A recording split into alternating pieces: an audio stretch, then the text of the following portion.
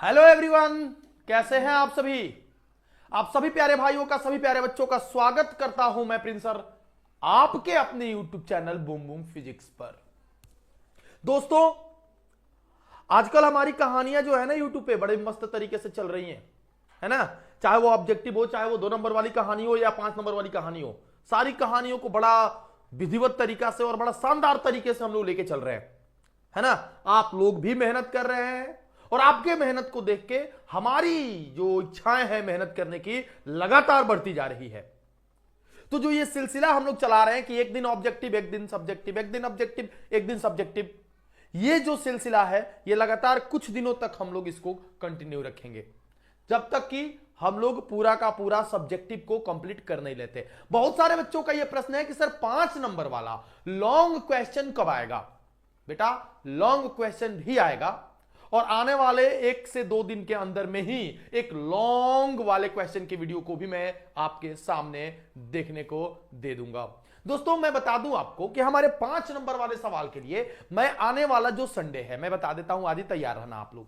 Sunday के दिन महत्वपूर्ण मैं छह महत्वपूर्ण 5 नंबर वाले सवाल लेके आऊंगा, जिसमें से इतना तो दावा ठोक के बोल सकता हूं कि 2-3 तो देखने को मिल ही जाएंगे, है ना। सर, इससे अच्छी बात क्या हो सकती है, 6 बताओगे 2-3 मिल जाएंगे तो बड़ी बढ़िया बात है। तो 5 नंबर वाले सवाल को मैं उस दिन लेके आऊंगा। किस दिन? संडे को। ठीक है, तो संडे को 7 बजे आप लोग सुबह में शाम को तैयार रहिएगा, क्योंकि उस दिन आप लोग जो इतने दिनों से बेचैन है, अभी तक 2 नंबर के लिए बेचैन थे, 2 नंबर वाला होने लगा तो 5 के लिए बेचैन हो गए, 5 नंबर वाला करा ही देता हूं, फिर किस चीज के लिए बेचैन होते हो उसका भी मैं इंतजार कर रहा हूं। तो प्यारे बच्चों, लगातार बने रहिएगा हमारे इस चैनल पर, अंत तक देखिएगा आज के इस वीडियो को, क्योंकि आज के इस वीडियो में होने वाली है खतरनाक कहानी।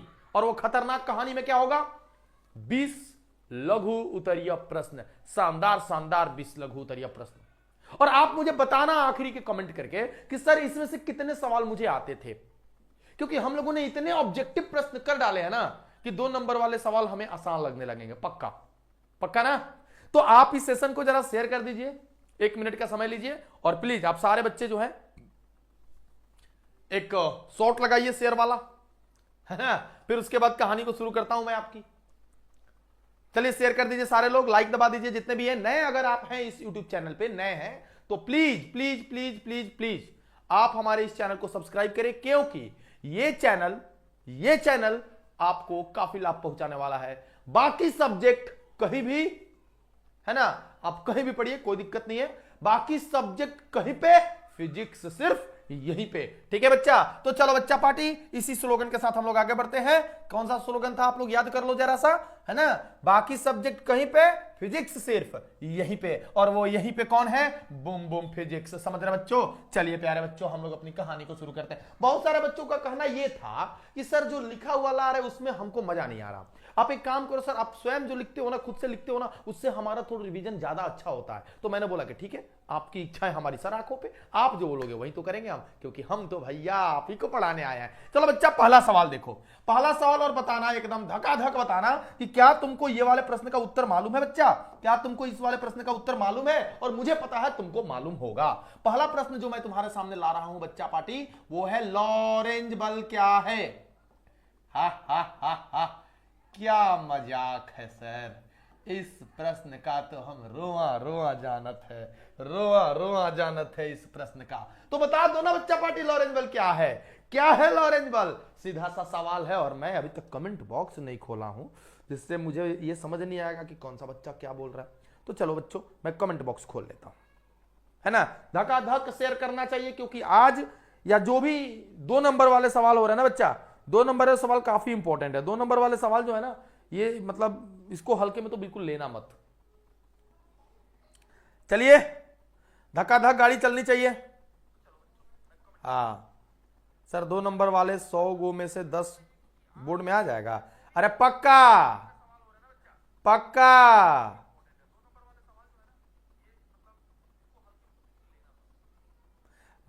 एजुकेशन मास्टर बोल रहा है बच्चा कि सर बहुत दिक्कत हो रहा है, पूरा एफर्ट नहीं लग पा रहा है, ऑफलाइन क्लासेस भी बंद नहीं हो रहा है, बस से आने जाने में 3 घंटा बर्बाद होता है।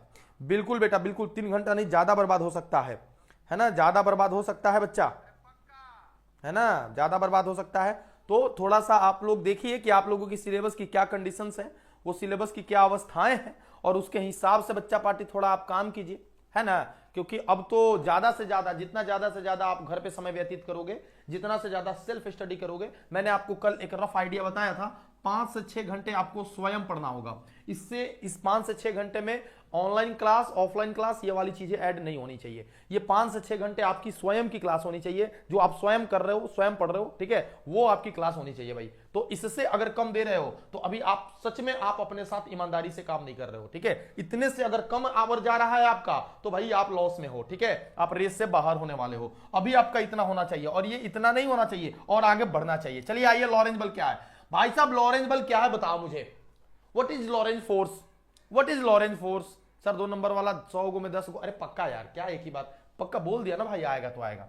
देखो क्या है लॉरेंज बल, देखो मान लो हमारे पास एक ऐसा ये जगह है, देखो यहां पर एक जगह है जिस पर हमने एक आवेश को रखा है। देखिए आवेश जो है ना, ये रुका हुआ नहीं है, ये गति कर रहा है, लेकिन ये एक ऐसे जगह पर गति कर रहा है ना जहां पर विद्युत क्षेत्र भी है और चुंबकीय क्षेत्र भी है, ठीक है। कौन सा है, एक विद्युत क्षेत्र भी यहां पर है और विद्युत बल भी है, चुंबकीय क्षेत्र भी है यहां पर।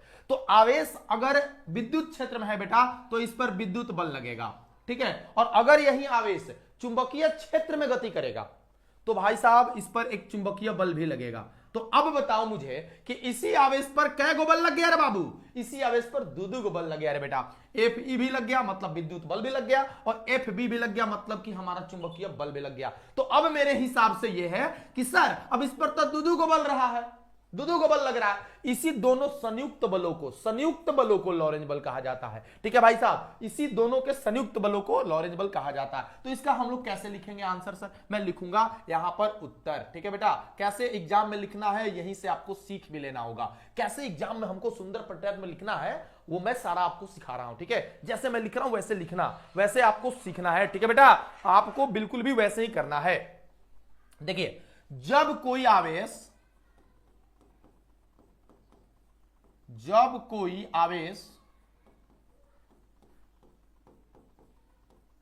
एक ऐसे स्थान पर हो बेटा, जब कोई आवेश एक ऐसे स्थान पर गतिशील हो, गतिशील वाला बात जरूर लिखना, गतिशील हो जहां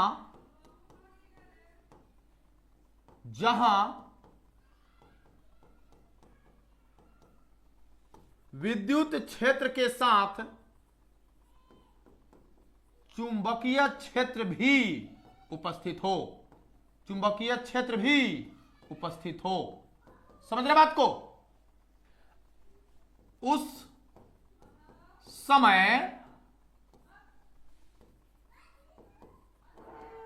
आवेश पर विद्युत बल के साथ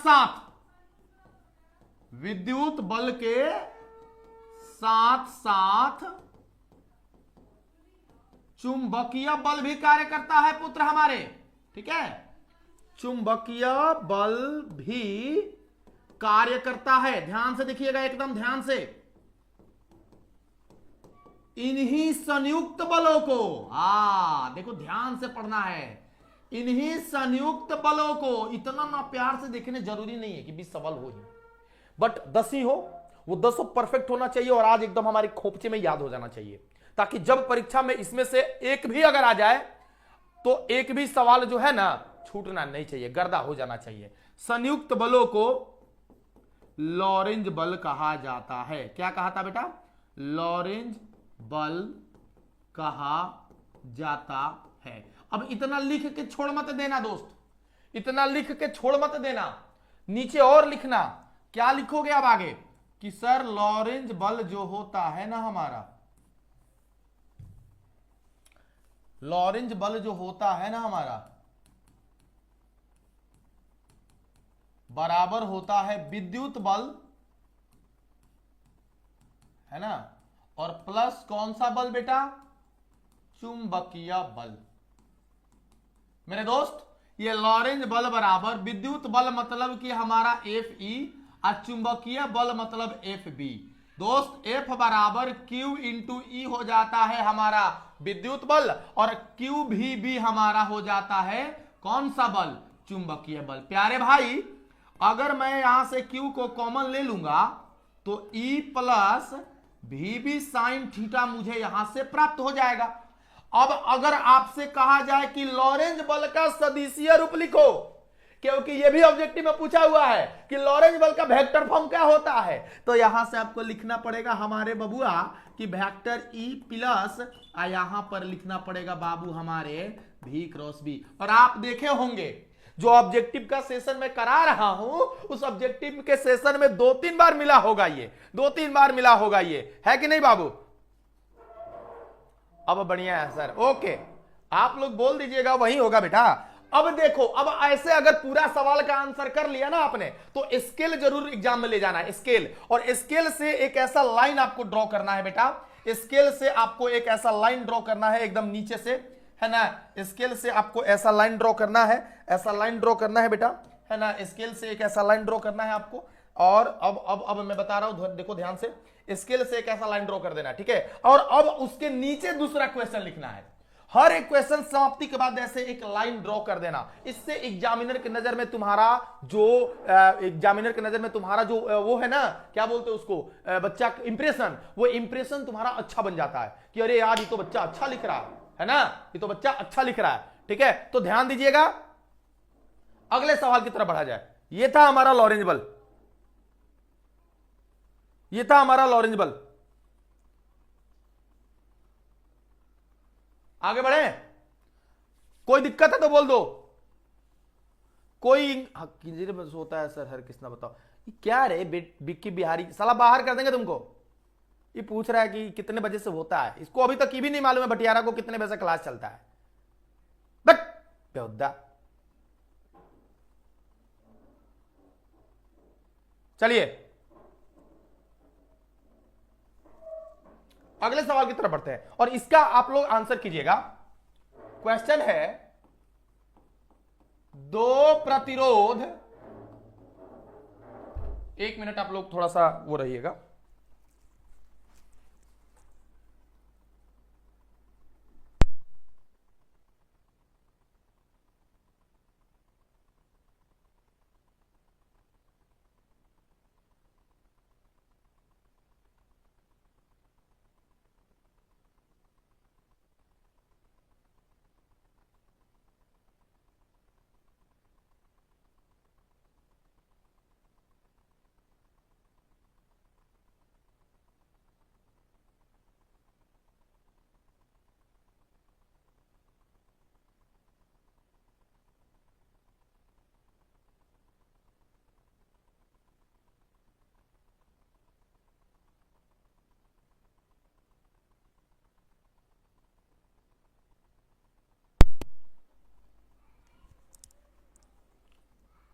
हाँ चलिए बच्चों, चलिए आ जाइए।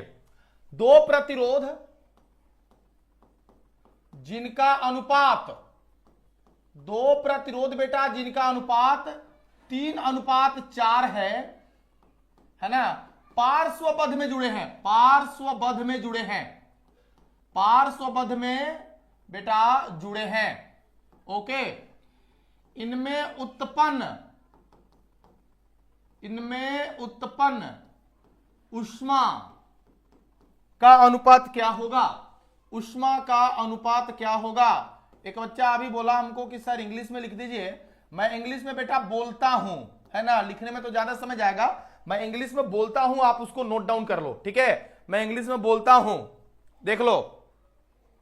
हाँ हाँ प्रिंस यादव जी लिख दे रहे हैं, लिख दे रहे हैं, वही मैं बात कर रहा हूं, लिख रहा हूं। देखिए क्या है कि two resistance which ratio is 3:4, which is connected in parallel, what will be the ratio of heat generated in it? है ना, समझ रहे हैं ना? दो रेसिस्टेंस है और उन दोनों रेसिस्टेंस को हमने पैरेलल में जोड़ा है और उन पैरेलल में जोड़ने के बाद उनका जो रेशियो है उन दोनों रेसिस्टेंस का 3:4 है। तो आपको बताना है कि उन दोनों में कितनी ऊष्मा उत्पन्न होगी, उनका अनुपात क्या होगा, जो हीट जनरेट करेंगे वो दोनों रेसिस्टेंस, उनका रेशियो क्या होगा। चलिए बच्चा बता दीजिए, चलिए बच्चा बता दीजिए, बता दीजिए जल्दी से बेटा बताइए। आप लोग का कमेंट का मैं इंतजार कर रहा हूं। एक बच्चा बोला है रिकम कुमारी 4:3, 4:3। सूरज यादव भी बोले हैं बेटा 4:3। और बच्चा क्या बोल रहा है, और हमारे बच्चे क्या बोल रहे हैं, अरे शेयर करो यार सेशन को, क्योंकि ये दो है ना, मैं इंग्लिश में सारे क्वेश्चन को बोलता जाऊंगा, रिपीट करते जाऊंगा। और इंग्लिश मीडियम वाले जो बच्चे हैं बस इंग्लिश में उसको क्या करिएगा ना, आप कलम कॉपी लेके बैठिएगा बेटा। आपकी परेशानी थोड़ी ज्यादा मैं समझ रहा हूं, लेकिन जानते हैं परेशानी क्या है, दोनों लिखने लगेंगे ना तो टाइम डबल लगने लगेगा। जो चीजें 1 घंटा में होती है वो चीजें 2 घंटे लगेगी, है ना। और अभी इस वर्ष हमारा जो इन बच्चों के साथ कमिटमेंट में वो हिंदी मीडियम के साथ है, लेकिन आप लोगों को छोड़ नहीं रहे हैं। आप लोग जो जो लगन में है बच्चा, जो एनर्जी में लगा है, एकदम उसके लिए करेंगे बेटा, ठीक है। चलो, तो मैं यहां पे बोल रहा हूं कि कह रहा है बाबू कि यहां पे 2 रेसिस्टेंस है, देख लीजिए। एक रेसिस्टेंस ये है, ओके, एक रेसिस्टेंस ये है, ओके, ठीक है बच्चा, ओके सर। चिक चिक चिक चिक चिक चिक चिक चिक चिक चिक। और ये हमारा एक रेसिस्टेंस, ये हमारा एक रेसिस्टेंस। कहा गया ये कि गुरुजी इनका जो अनुपात है ना वो तो आपका 3:4 है। बहुत अच्छी बात है, बहुत अच्छी बात है। अब इन दोनों को आप मेरी बात को ध्यान से समझिएगा, ये दोनों समांतर क्रम में है। और समांतर क्रम में जो होता है ना बाबू, समांतर क्रम में वो इनका वोल्टेज जो होगा वो कांस्टेंट होगा। समांतर क्रम में आप किसी भी चीज को जोड़ लीजिए, जो विभवांतर होता है वह सभी के लिए बेटा बराबर होता है। ये बात मानते हो कि नहीं मानते हो, मानते हो कि नहीं मानते हो? बच्चा मानता है।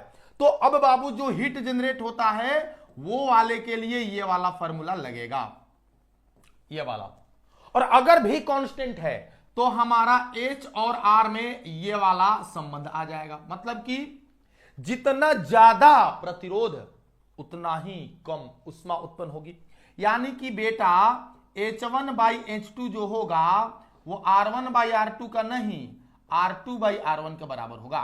और R2/R1 करेंगे तो 4/3 हो जाएगा। तो बेटा यहां पर जो हमारा अनुपात हो जाएगा 4:3 हो जाएगा। तो सही आंसर जो होगा बिटवा वो 4:3 होगा, वो 4:3 होगा। बताइए सहमत हैं आप लोग? अगर ये बात क्लियर है, अगर आप लोगों को क्लियर है तो हार्ट का फोटो भेज के हमको अनुग्रहित करें। अगर फोटो क्लियर है तो हार्ट का फोटो भेज के हमें अनुग्रहित करें सारे बच्चे, सारे बच्चे।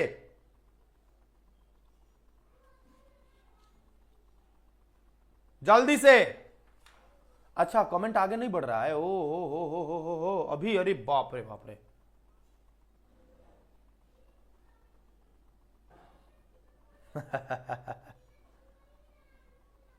चलिए चलिए चलिए चलिए चलिए, आ जाइए अगले सवाल की तरफ बढ़ा जाए। तीसरा नंबर सवाल, ये तो दूसरा नंबर सवाल था बेटा। आ जाइए, अगला क्वेश्चन है हमारा बाबू, क्वेश्चन नंबर 3। क्वेश्चन नंबर हमारा 3 जो है वो क्या है, ध्यान से समझिएगा। बड़ा खूबसूरत सा सवाल है हमारा। विभवमापी के 2 उपयोग लिखें। विभवमापी के 2 उपयोग लिखें। बहुत सुंदर सवाल है बेटा, यहां देखिए आप लोग। विभवमापी के 2 उपयोग लिखें। Write any 2 uses of potentiometer. Write any 2 uses of potentiometer. बेटा सवाल क्या है? Write any 2 uses of potentiometer. विभवमापी का 2 उपयोग बताना है। देखिए बहुत आसान सवाल है, सरल सवाल है, और आपको यह सवाल आ जाए तो बेटा मिस नहीं करना है। विभवमापी मतलब यह एक यंत्र है जो विभव को मापता होगा। क्या बोलते हो बेटा, क्या बोलते हो? विभव को मापता होगा कि नहीं? अरे धड़ाक से बढ़ो यार, धड़ाक से बोलो, क्या होता होगा? विभव को मापता होगा। तो मैं वही बात करूंगा। विभवमापी के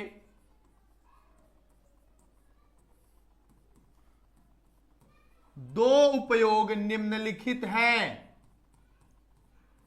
2 uses of potentiometer is following. 2 uses of potentiometer is following, है ना। पहला भाई साहब यह विभव को मापता है, तो सीधी बात है वो तो होना ही होना है। यह 2 बिंदुओं के बीच के विभवांतर को मापता है भाई, विभवांतर को मापता है। यह हमारा पहला सवाल, पहला यूज क्या, कि यह 2 बिंदुओं का, जैसे एक वायर है और यहां पर ए है, यहां पर बी है, और हमको इन दोनों के बीच का जो है ना वोल्टेज चाहिए, तो हम लोग तो साधारण तौर पर वोल्टमीटर लगाते हैं। लेकिन हम पोटेंशियोमीटर की सहायता से वहां का एक्यूरेट वोल्टेज निकाल सकते हैं, है ना। तो पहला यूज हो गया, we can measure potential difference across any two points. We can measure potential difference across any two points. सुधा हमारा पहला ये हो गया। भाई साहब आपको शौक लगेगा कि भाई विभवमापी की सहायता से आप किसी सेल की, सेल मतलब बैटरी, उस बैटरी का ईएमएफ भी कैलकुलेट कर सकते हैं बेटा। तो क्या लिखेंगे हम इसकी सहायता से, ठीक है, इसकी सहायता से सेल की ईएमएफ ज्ञात की जा सकती है, ज्ञात की जा सकती है ना बेटा। We can find EMF of cell with the help of potentiometer, with the help of potentiometer, है ना भाई साहब, है ना जानते भाई साहब। चलिए ये बताइए, ये दोनों आ जाए। तीसरा भी एक लिख सकते हैं आप कि विभवमापी की सहायता से हम दो सेलों के बीच में तुलना कर सकते हैं। We can compare two cells with the help of potentiometer, है ना। विभवमापी की सहायता से आप क्या कर सकते हैं, दो सेलों की बेटा तुलना कर सकते हैं, है ना। दो सेलों की क्या कर सकते हैं, तुलना कर सकते हैं।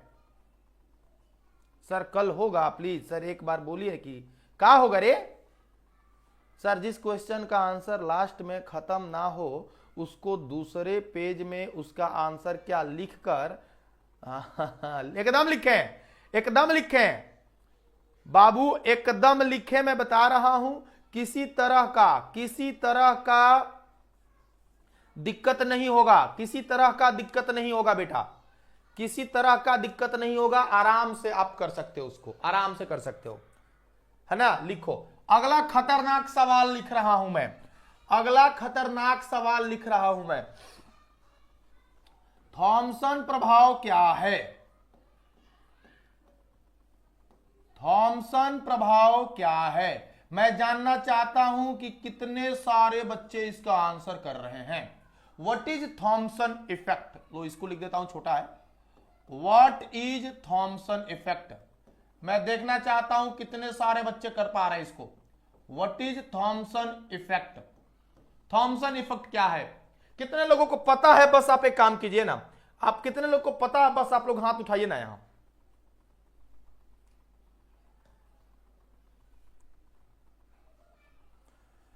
अनीस यादव, बेटा आपको लगता है कि आपको बाहर जाना चाहिए, आप इस समाज के लिए दुश्मन हैं, आप समाज के लिए ठीक नहीं है बेटा, आप जाइए बाहर। देखिए मैं आप लोगों को बता रहा हूं किसी तरह की बातें जो है ना, अरे मैं सबका कमेंट पढ़ रहा हूं, सबका कमेंट पढ़ रहा हूं, सबका कमेंट पढ़ रहा हूं, है ना। बस ध्यान रहे कि हम लोग कहां हैं, ये ध्यान देना है। चलिए आइए,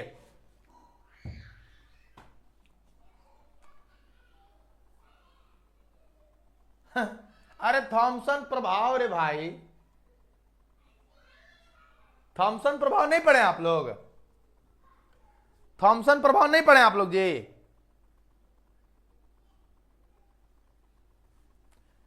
सीबेक प्रभाव, पेल्टियर प्रभाव, थॉमसन प्रभाव पढ़े कि नहीं पढ़े। चलिए आइए देखिए, मैं बता रहा हूं आपको। मान लीजिए एक चालक है, मान लीजिए बेटा एक चालक है, बहुत ध्यान से समझिएगा, 2 नंबर के लिए इंपॉर्टेंट है। पीवीआई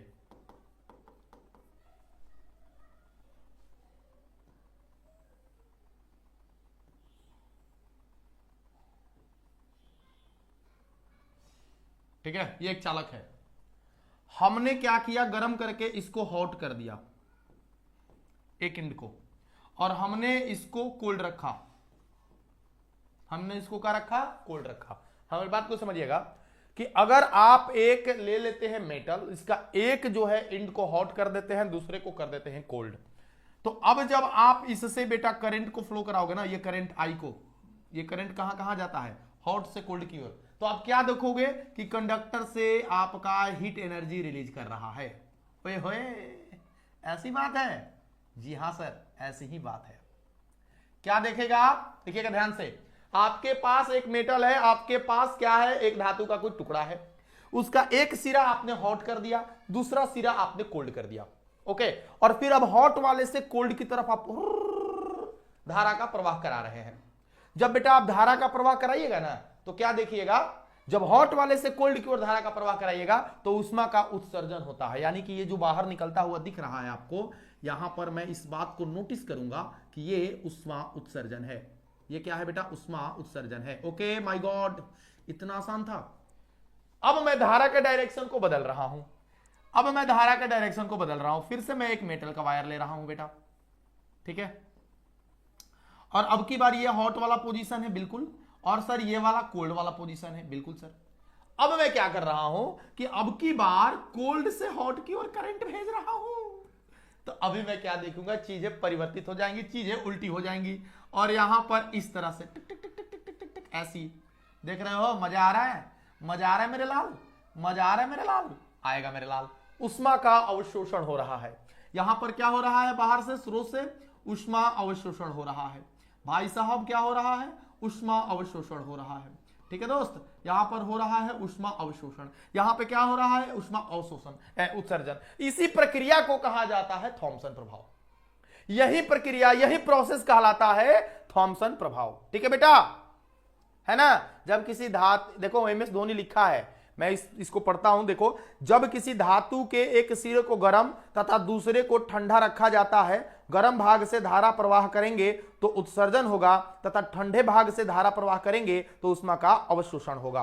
क्या बात है एमएस धोनी, लव यू बेटा, बहुत बढ़िया बहुत बढ़िया बहुत बढ़िया बहुत बढ़िया। सर जी आज दारू पी के आई, देखिए दारू पी के आ सकते थे, लेकिन आज हमको कराना है 2 नंबर वाले सवाल, और आज जल्दी जल्दी में नहीं करा सकते, है ना। ऑब्जेक्टिव होता है तो अलग बात है, माहौल अलग होता है, क्योंकि ऑब्जेक्टिव में खाली आपको करना क्या है, रिवीजन करके याद कराते जाना है, लेकिन ये है बेटा सब्जेक्टिव, ठीक है, और इसमें आपकी एकाग्रता बहुत जरूरी है ना। मैं देखो, मेरे पढ़ाने का तरीका तुरंत बदल जाता है, आप लोग देखे होंगे, मेरा टोन एक तरह का नहीं रहता, मैं पिछले क्लास में किसी और तरीके से पढ़ाता हूं और मैं आज किसी और तरीके से पढ़ा रहा हूं, है ना। ऐसा नहीं, मेरे डिफरेंट टाइप के रूप है, मैं किसी भी तरीके से पढ़ा सकता हूं, है ना। ऐसा नहीं है कि मैं केवल मतलब पागल की तरह ही पढ़ाता हूं, मैं एक सभ्य तरीके के टीचर की तरह भी पढ़ा सकता हूं, है ना, और कब क्या पढ़ाना है ये मुझे अच्छे से पता है। तो बेटा मैं तुमको बता दूं कि आज की जो क्लास है वो एकदम से याद करने वाली क्लास है, एकदम से इंपॉर्टेंट क्लास है, तो मैं बिल्कुल भी नहीं चाहूंगा कि एक भी सवाल तुम्हारे दिमाग से हटे और तुम्हारा ध्यान कहीं और जाए, मेरे दारू पीने पर जाए, मेरे गांजा पीने पर जाए, नहीं जाए। मैं पीता हूं, मैं पीऊंगा, लेकिन कब पीऊंगा मेरी मर्जी। Get it okay. सो आते इस सवाल पे, कैसे लिखेंगे इसको, देखो ये फोटो बनाना जरूरी है, फोटो बनाना बहुत जरूरी है, इसको लिखते हैं हम लोग, उत्तर लिखते हैं यहां पे, देखो ठीक है। जब किसी धातु का, ठीक है बेटा, जब किसी धातु का एक सिरा गर्म,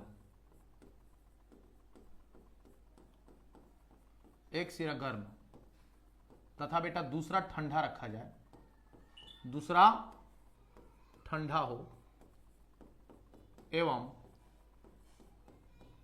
गर्म से ठंडे भाग की ओर,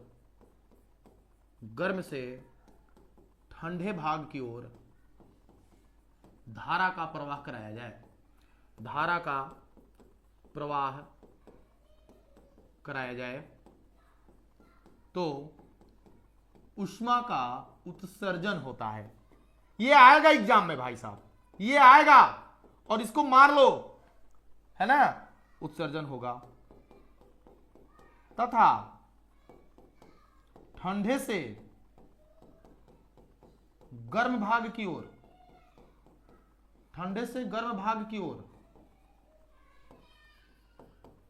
धारा प्रवाह कराने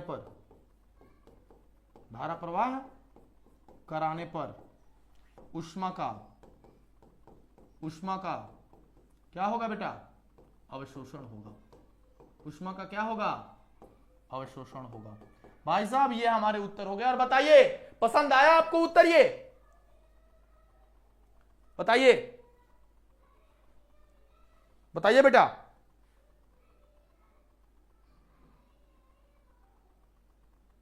बताइए बेटा, पसंद आया उत्तर ये,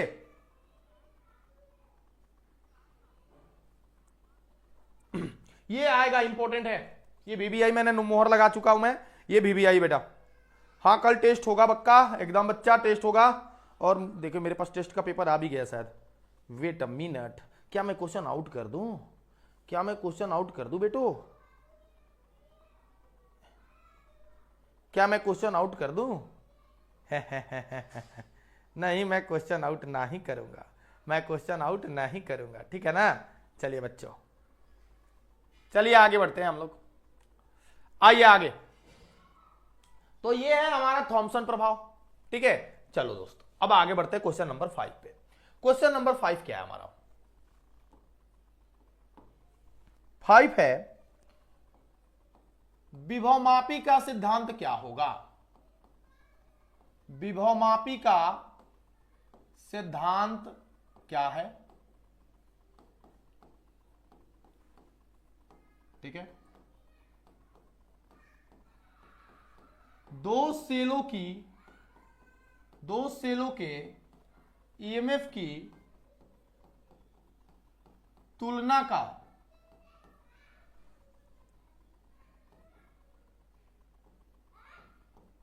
चित्रांकन करें। सबसे पहले तो आपसे पूछ रहा है बेटा, बताइए विभवमापी का सिद्धांत क्या है, what is the principle of potentiometer.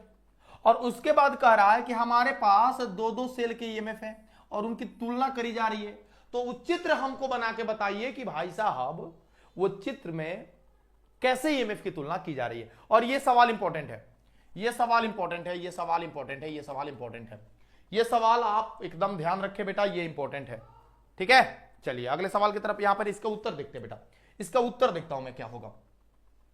देखो पहले तो मैं आपको बताऊंगा विभवमापी का सिद्धांत, पहले तो बेटा मैं आपको बताऊंगा कौन सा विभवमापी का सिद्धांत। ये कहां चला गया भाई, आ जाओ, मैं यहां पर इसका उत्तर लिखूंगा।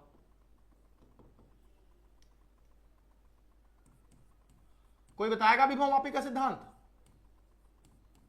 कोई बताएगा बेटा विभवमापी का सिद्धांत? एनीवन? कोई बताएगा विभवमापी का सिद्धांत बेटा? एक मिनट थोड़ा आप लोग लाइन पे रहिएगा। हेलो, अरे गाड़ी लेके आवे के बाद कल सुबह मैं को जहानाबाद। चलिए, हो ला हाँ, चित्र भी बनाना पड़ेगा। अरे बिल्कुल बनाना पड़ेगा दोस्त, बिल्कुल बनाना पड़ेगा, चित्र तो बनाना ही पड़ेगा ना। आइए विभवमापी का सिद्धांत क्या मैं आपको सिखाता हूं, आ जाओ। देखो देखो देखो देखो देखो जरा देखो, तुम्हें क्या हुआ है, कैसी बेकरारी है, ये कैसा नशा है। देखो मान लो यहाँ पे एक तार है, एक वायर है, शुक शुक, ये वायर है, ये भी। तो विभवमापी का सिद्धांत कहता है कि भाई साहब इन दोनों सिरों के बीच का जो विभवांतर होगा ना भाई साहब, इसकी लंबाई के समानुपाती होगा। यही विभवमापी का सिद्धांत है कि किसी तार के, देखो ध्यान से, किसी तार के सिरों के बीच का विभवांतर, किसी तार के सिरों के बीच का विभवांतर, ठीक है, तार की लंबाई के समानुपाती होता है। तार की बेटा लंबाई के क्या होता है, समानुपाती होता है ना, समानुपाती होता है। बहुत सारा इजी सा सवाल है ये, और 2 नंबर में आएगा तो खच से कर देना है, भी समानुपाती आपका एल। और आपको तो अच्छे से मालूम है कि वोल्टेज और ईएमएफ जो है भाई है, आपको तो अच्छे से मालूम है कि वोल्टेज और ईएमएफ भाई है। और अगर वोल्टेज और ईएमएफ भाई है तो आप ऐसे ही बोल सकते हैं कि ईएमएफ समानुपाती जो होता है एल है। और यही हमारा बेटा विभवमापी का क्या है, सिद्धांत है। अब कह रहा है ईएमएफ की तुलना का चित्र, अब क्या रहा आपका ईएमएफ की तुलना का चित्र, ठीक है, ईएमएफ के तुलना का चित्र बनाना है, ठीक है। देखो सबसे पहले तो यहां पर तुमको एक बैटरी लगा लेना होगा, फिर यहां पर हम लोग एक लगा लेंगे रियोस्टेट, जिसमें प्रतिरोध का मान लगातार बदलता रहे। फिर यहां पे हम एगो की लगा लेंगे, कुंजी, है ना भाई। ये हमारा पॉइंट नंबर ए, और ये सामने हमारा हो गया पॉइंट नंबर बिटवा बी। भैया दोनों के बीच का तार की लंबाई L हो गया। समझे जी, समझे। और ये हमारा लंबाई हो गया। अब हमको करना क्या है कि एक सेल यहां पर है जिसका ईएमएफ कंपेयर करना है, और एक सेल हम लोग नीचे रखा है जिसका सेल का तुलना करना है। ठीक है, ये प्लस वाला, ये माइनस वाला, ये प्लस वाला, ये माइनस वाला। हमने किया क्या भाई साहब, इसका देखा हम लोगों ने कि इसका जो आपका जॉकी मिला वो यहां पे जाके कनेक्ट हो गया पी पर, और इसका जो जॉकी रहा बेटा यहां पे जाके कनेक्ट हुआ क्यू पर। मतलब हमने देखा कि इसकी लंबाई जो है L1 प्राप्त हुई और इसकी ईएमएफ भी E1 रही, और इसकी लंबाई थोड़ी ज्यादा पे गई वहां पे, और इसकी ईएमएफ हमारी E2 थी। चूंकि हमने कहा है, चूंकि यहां पर बताया गया है बेटा कि ईएमएफ जो है लंबाई के समानुपाती है ना। ईएमएफ जो है किसकी समानुपाती है, लंबाई के समानुपाती है। तो बेटा ई जो है हमारा समानुपाती है लंबाई के।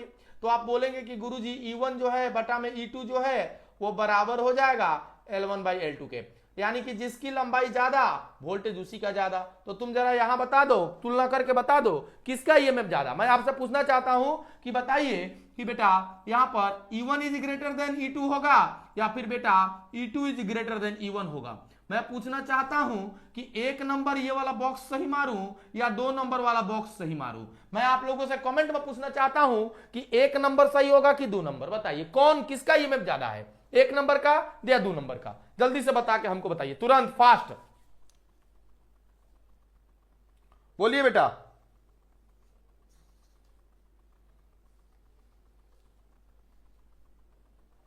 दो नंबर। हाँ, गैल्वेनोमीटर लगा लो, गैल्वेनोमीटर लगा लो, जरूर लगा लो, ताकि तो तुमको बताए कि धारा का प्रवाह बंद हुआ है कि नहीं हुआ है। ठीक है, ठीक है भाई साहब। यहां पर लंबाई ज्यादा E2 का मिला है तो ये वाला ये गलत है। तो यहां पर E2 जो है ग्रेटर देन E1 है। तो यहां पे आपके 5वें नंबर सवाल भी समाप्त हुए। और आप लोग बताइए, आप लोगों को ये सवाल समझ आया पूरा कि नहीं आया। बिल्कुल आया, सारे लोग देख रहे हैं 2 2 2 2। बहुत बढ़िया, बहुत बढ़िया, बहुत बढ़िया, बहुत बढ़िया, बहुत बढ़िया, बहुत बढ़िया, बहुत बढ़िया, बहुत बढ़िया, बहुत बढ़िया भाई साहब, बहुत बढ़िया, एकदम बिल्कुल, है ना। ये तार साहब जितना ज्यादा वोल्टेज होगा उतना ही ज्यादा हमारा करंट भी जाएगा, आई, है ना। बस ये आई क्या होना चाहिए, ध्यान रखिएगा, ये आई क्या होना चाहिए, है ना, कांस्टेंट होना चाहिए, नहीं बदलना चाहिए। चलिए आगे बढ़ते हैं। 6ठा नंबर बोल रहा है, क्वेश्चन नंबर 6 कि किसी चालक की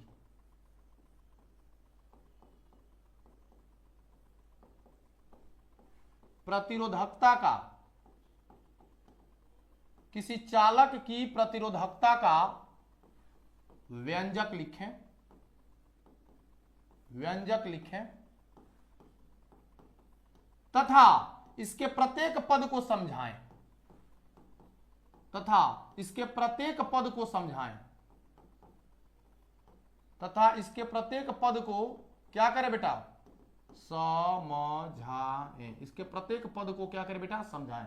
क्या बोलते हो, कितने लोग जानते हैं, बोलिए कितने लोग इस बात का उत्तर जानते हैं, चालक की प्रतिरोधकता को समझाने वाली बात कितने लोग जानते हैं। देखिए मैं बता रहा हूं आप लोगों को चालक की प्रतिरोधकता की कहानी। प्रतिरोधकता जो बोल रही है ना भाई साहब, ये प्रतिरोधकता जो है रो की कहानी है। किसकी कहानी है, रो की। और मैं बताता हूं आपको सबसे पहला इसके 2 उत्तर आप लिख सकते हो। पहला उत्तर मैं बताता हूं कि रो बराबर जो होता है बेटा RA/L होता है। ये देखो, ये RA/L होता है। यहां पर आप चाहो तो प्रत्येक पद को इस प्रकार समझा सकते हैं। ये एक चालक रहा, है ना बेटा, ये एक चालक रहा बेटा जी, और इस चालक का एक अनुप्रस्थ काट का क्षेत्रफल होता है। ये आप देखिए, ये होता है अनुप्रस्थ काट का क्षेत्रफल, ये होती है भाई साहब हमारी लंबाई, ठीक है ना, और इसके अंदर के अंदर का हमारा प्रतिरोध होता है। ठीक है, तो आप कह सकते हैं कि यहां पर तो R हमारा प्रतिरोध है, यहां तो R हमारा प्रतिरोध है, मैं आपको बता देता हूं। और यहां पर A जो है आपका क्या है, अनुप्रस्थ काट का क्षेत्रफल है। आप अगर देखोगे तो 80%, 90%, 100% कह लो, सारे के सारे गेस पेपर में जब आप इसका सवाल पढ़ोगे ना तो इसका उत्तर यही मिलेगा, है ना। यह है हमारी चालक की लंबाई। अब जब आप कोई भी गेस पेपर से जब आप याद करते हो ना आंसर, तो आपको उत्तर यही मिलता है। लेकिन मैं आपको बताता हूं, ये उत्तर आप नहीं लिखोगे, ये उत्तर आप नहीं लिखोगे बेटा। क्यों सर, ऐसा क्यों, गेस पेपर वाले गलत लिखे हैं? मैं नहीं बोल रहा गलत लिखे बेटा, बस मैं ये बोल रहा हूं आप नहीं लिखोगे। जो हमारे यहां पढ़ रहे हैं बच्चे वो नहीं लिखेंगे। मैं बता रहा हूं तुमको क्या लिखना है। रो बराबर जो होता है बेटा हमारा M/N E² टाउ होता है। वास्तव में एक चालक के लिए हमारा जो बेटा रो का फॉर्मूला होता है, वो रो का फॉर्मूला जो है ये होता है, रो बराबर एम बटा एन ई स्क्वायर टाउ। आप ये वाला फॉर्मूला लिखोगे। एम क्या है? ये भाई साहब इलेक्ट्रॉन का द्रव्यमान है, ये भाई साहब इलेक्ट्रॉन का द्रव्यमान है, और आप इलेक्ट्रॉन के द्रव्यमान से भली भांति परिचित हैं, है ना, भली भांति परिचित हैं। वहीं पर एन बोल दिया तो देखो ना, ये एकांक आयतन में मुक्त इलेक्ट्रॉन की संख्या है, एकांक आयतन में मुक्त इलेक्ट्रॉन की संख्या। आप लोगों को हमने ये बात पढ़ाया है कि किसी चालक में एकांक आयतन में मुक्त इलेक्ट्रॉन की संख्या कितनी होती है मालूम है? मैंने आपको कमेंट करके बताना था आपको, 10 के पावर 29 इलेक्ट्रॉन प्रति मीटर क्यूब। एकांक आयतन में इतने इलेक्ट्रॉन, इतने सारे होते हैं, ठीक है, और वही एन है हमारा। ई की वैल्यू कौन नहीं जानता भाई साहब, पॉकेट में लेके चलते सारे के सारे। ये इलेक्ट्रॉन पर चार्ज है, और टाउ का मतलब होता है भैया श्रांति काल, टाउ का मतलब होता है बेटा श्रांति काल। तो मेरे यहां जो बच्चे मेरे से पढ़ रहे हैं, मेरे दोस्त, मेरी भाई, मेरी जान, आप इस उत्तर को करोगे, इस प्रश्न का उत्तर आप ये लिखोगे। हालांकि आपको ये भी मिलेगा और ये भी लिखोगे तो परीक्षार्थी के एग्जामिनर के ऊपर डिपेंड करता है कि आपको कितने मार्क्स देता है, लेकिन ये लिखोगे तो एग्जामिनर का मजाल नहीं है कि आपका एक नंबर भी काट ले। ठीक है बेटा, बहुत बढ़िया, बहुत बढ़िया, बहुत बढ़िया, बहुत बढ़िया। चलिए, बहुत अच्छी बात है। इसको बहुत जगह शिथिलन समय भी कहता है, इसको बहुत जगह बेटा शिथिलन समय भी कहता है। ठीक है, चलिए अगला क्वेश्चन नंबर 7।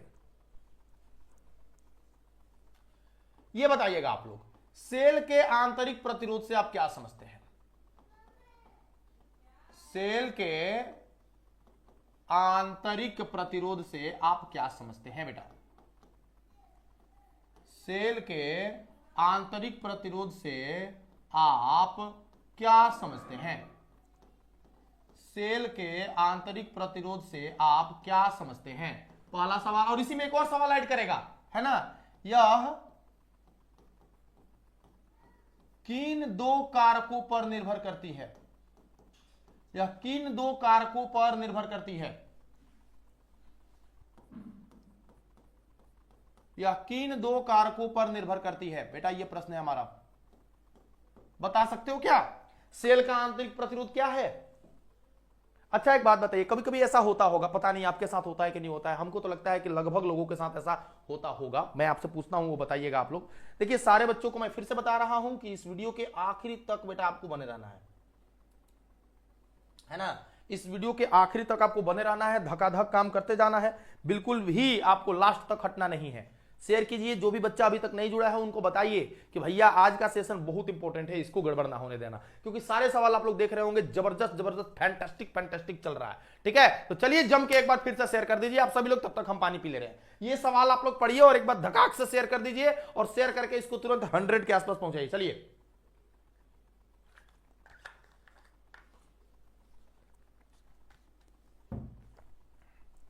आइए, सेल का आंतरिक प्रतिरोध। मैं आपको एक घटना बता रहा हूं, जैसे मान लो आप सड़क पे जा रहे हो, ठीक है, रोड पे जा रहे हो सारे बच्चे, और जब बेटा रोड पे जा रहे हो ना, अचानक से एक आदमी का पर्स निकाला या रुमाल निकाला, तो जैसे ही वो रुमाल निकाला उसके पॉकेट से 500 के 2 नोट नीचे गिर जाते हैं, और वो आदमी बेटा आगे बढ़ जाता है, वो आदमी आगे बढ़ जाता है। आप पीछे थे, आपने देखा, अब आप उसके पास चले गए, आपने देखा अरे तेरी की 1000 रुपए गिरे हुए हैं, मैं क्या करूं इसका। आपने बोला कि अरे यार 1000 रुपए मिल रहा है फ्री में, उठा लेते हैं। आपने उठाया, तब तक आपने देखा कि वो आदमी आगे जाके परेशान है कि मेरे पैसे कहां गए, लगता है जैसे कि उसके पास वही पैसे था और किसी की मुख्य काम से जा रहा था। आप बोल रहे हो कि नहीं यार छोड़ो, मुझे तो मिल गए, लेकिन आपके अंदर एक ऐसा चीज है, आपके अंदर एक और कोई बैठा हुआ है जो आपको बोलेगा अरे यार क्या कर रहे हो, क्या कर रहे हो, तुरंत उसका पैसा वापस करो, ये पाप है, ये गलत है, ऐसा नहीं करना चाहिए। फिर तुम बोल रहे हो कि नहीं यार चलो मस्त आज जाकर सारा है ना, आज एकदम पार्टी होगा, तब तक अंदर से बोला कि नहीं नहीं नहीं नहीं नहीं नहीं, ऐसा नहीं करो, वापस करो पैसा। यानी कि आपके अंदर आने वाली बातों को, आप जो काम करने वाले हो उसका आप स्वयं विरोध भी करते हो। यानी कि अंदर की कोई एक ऐसी चीज बैठी हुई है जो आपका विरोध कर रही है कि नहीं नहीं दे देना चाहिए, और आखिरकार आप नहीं लीजिएगा, आप जाके दीजिएगा। आप अच्छे आदमी हैं, आप जाके कहिएगा कि भैया आपका पैसा गिरा हुआ था, ये ले लीजिए, क्योंकि आप ले ही नहीं पाओगे, आप शांति से सो नहीं पाओगे, शांति से बैठ नहीं पाओगे। आपके अंदर जो बैठा हुआ है ना आंतरिक प्रतिरोध, आपको सोने नहीं देगा। तो ये होता है आंतरिक प्रतिरोध। ये सेल के साथ भी होता है, ये सेल के साथ भी होता है। कोई भी सेल आप देखोगे ना बेटा, सेल तो इसमें एक दो तो इलेक्ट्रोड लगे होते हैं, दो इलेक्ट्रोड लगे होते हैं, ठीक है। और ये इलेक्ट्रोड के जो है तो वैद्युत अपघट्य में डूबे होते हैं। कहां होते हैं? वैद्युत अपघट्य में डूबे होते हैं। अब ये वैद्युत अपघट्य के अंदर, अब मान लो कि एक यहां से यहां तक आने के लिए जब धारा सेल के अंदर प्रवाहित होती है, तो जो वैद्युत अपघट्य होते हैं वे भी धारा का विरोध करते हैं, और उसी को हम लोग उसका आंतरिक प्रतिरोध कहते हैं।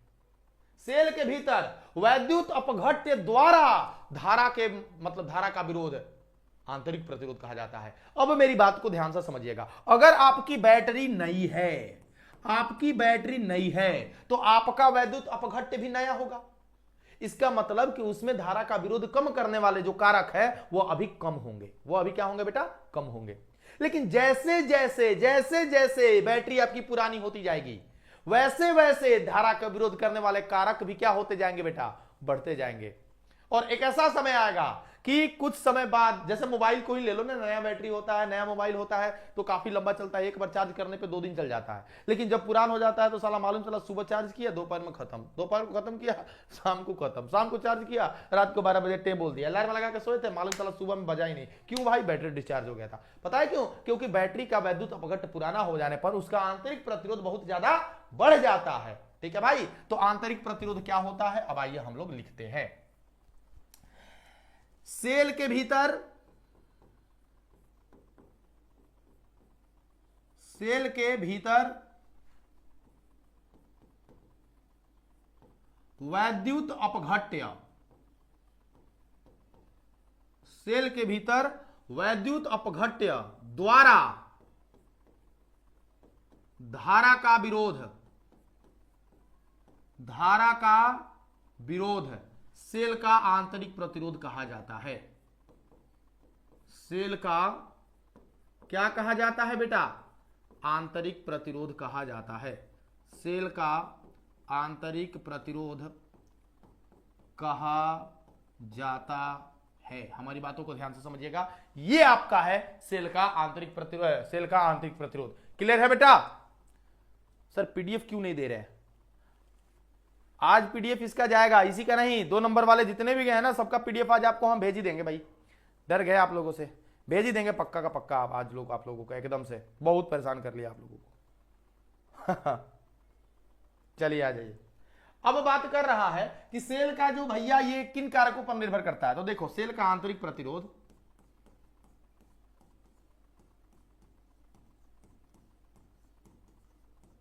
सेल का आंतरिक प्रतिरोध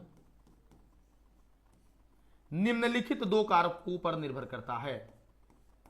क्या करता है बेटा? निम्नलिखित 2 कारकों पर निर्भर करता है।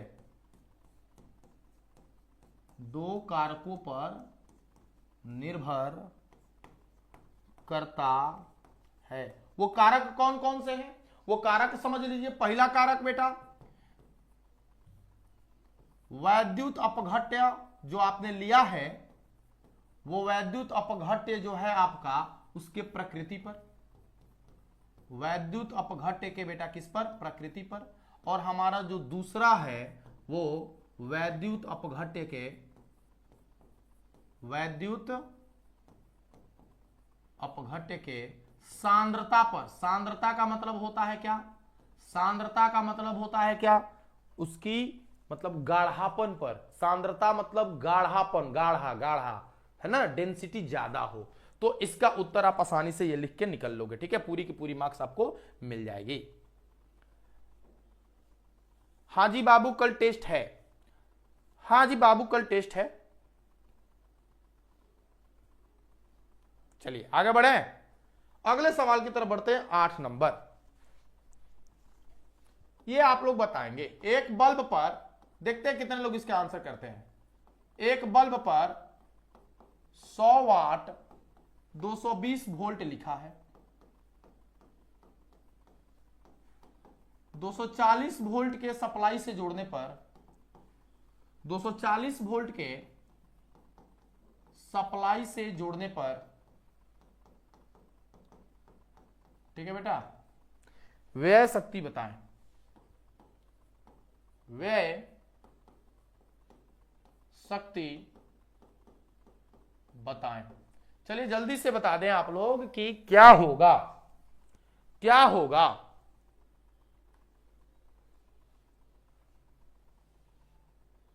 चल बेटा बता दो।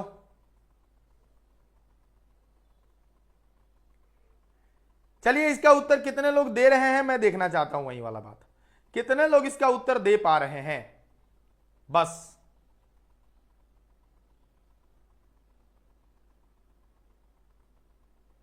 लैला ओ लैला, नहीं बता रहे जी।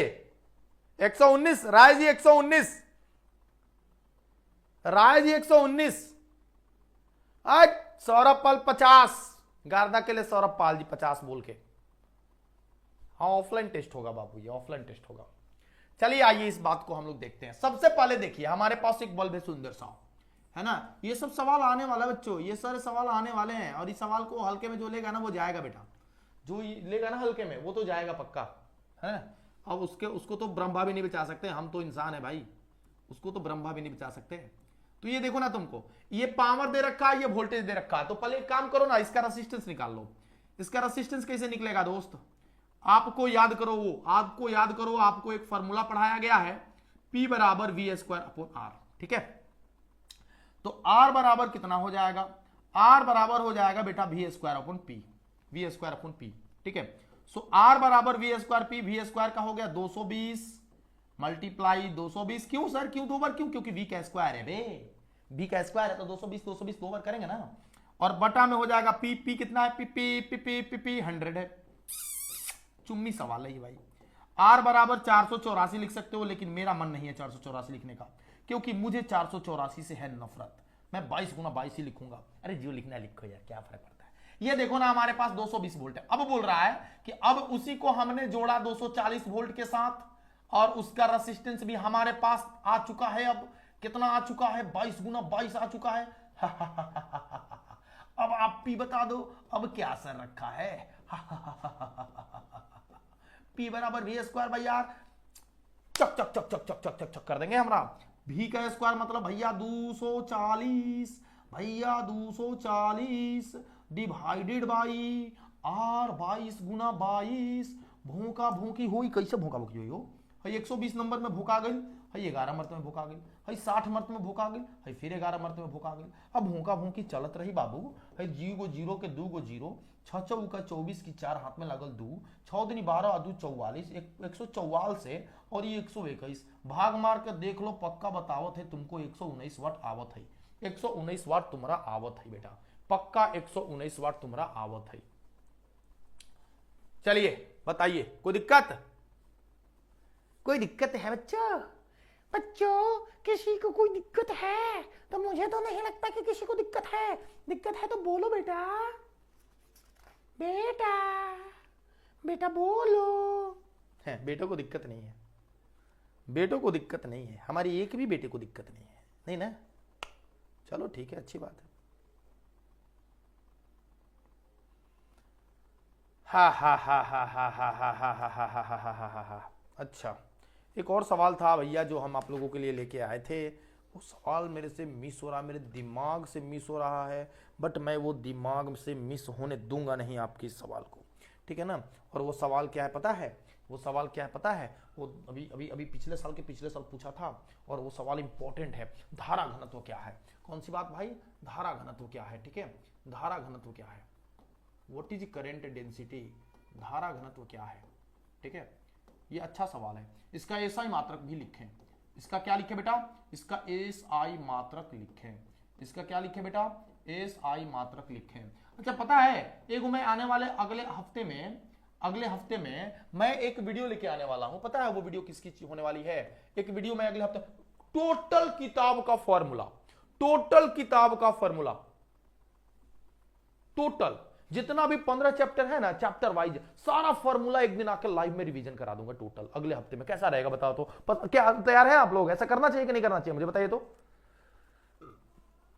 बताइए ना, ऐसा करना चाहिए कि नहीं करना चाहिए? कैसे? मैं बोल रहा हूं कि टोटल 1 से 15 तक का टोटल फॉर्मूला मैं ना पूरा मतलब एक ही लेक्चर में पूरा कंप्लीट करा दूं। सारे फॉर्मूला लिख लिख के सबके मतलब समझा समझा के भाई ये फॉर्मूला ये फॉर्मूला ये फॉर्मूला है कि नहीं बताइए। अगर हां तो यस सर कमेंट करें, यस सर। अगर नहीं तो नो सर। अगर हां तो यस सर, नहीं तो नो सर। बताइए। हां sir.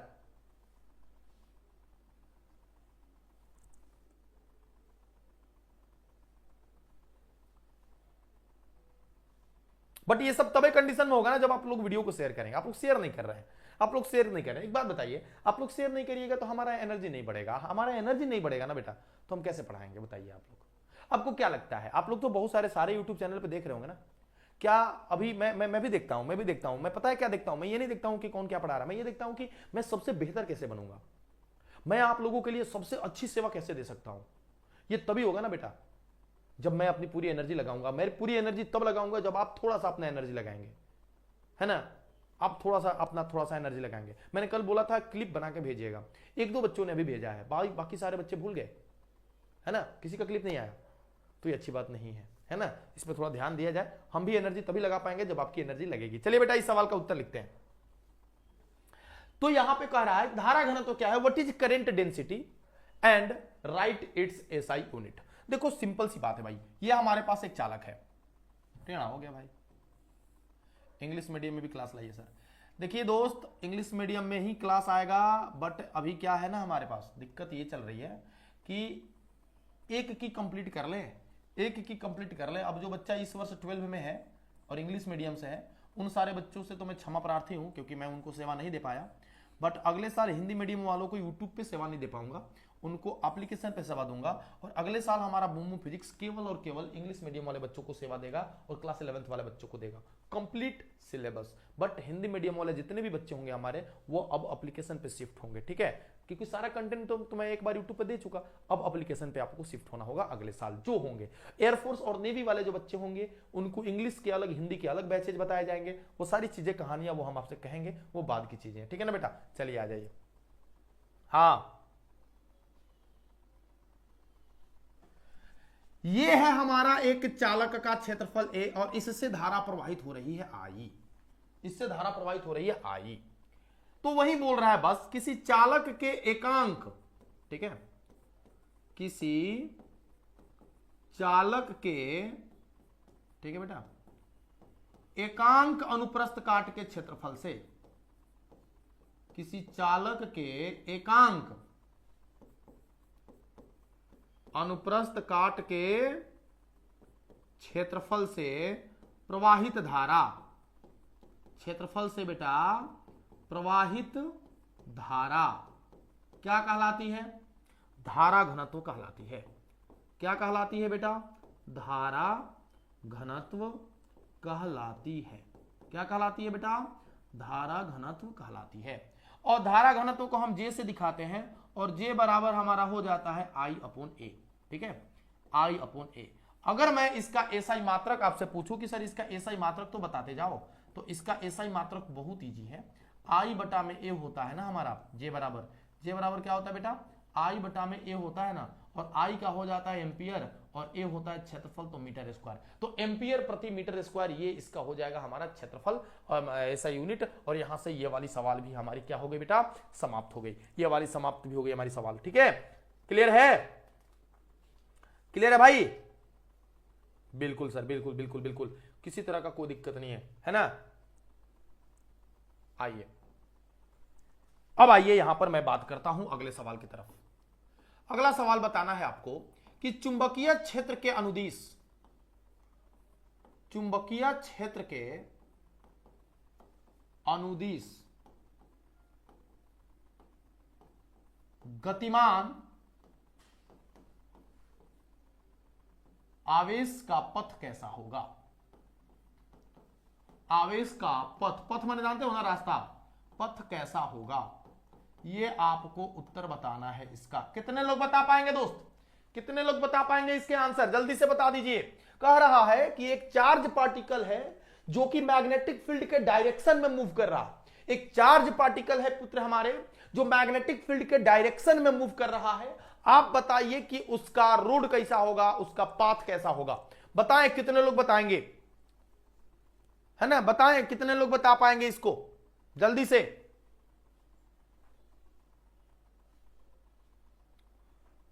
Karan Kumar sir chapter 10 पूरा नहीं हुआ है। अभी आप इसको करते जाइए। देखिए यही प्रॉब्लम है आप लोगों में, यही प्रॉब्लम है। एक करो ना, टांग अड़ाने आ जाते हो। ये वाला कराओ। अरे एक खत्म कर लो यार, एक खत्म कर लो। ये करते करते पहुंचेंगे ना चैप्टर 10 में। चैप्टर 10 को हम पूरा क्वेश्चन के फॉर्म में ही खत्म कर देंगे। तुमको पढ़ने से मतलब है ना, चैप्टर 10 को हम पूरा क्वेश्चन के फॉर्म में ही खत्म कर देंगे। उसकी चिंता मत करो तुम। अभी अपने जो अभी अभी चल रही है ना उस पर ध्यान दो।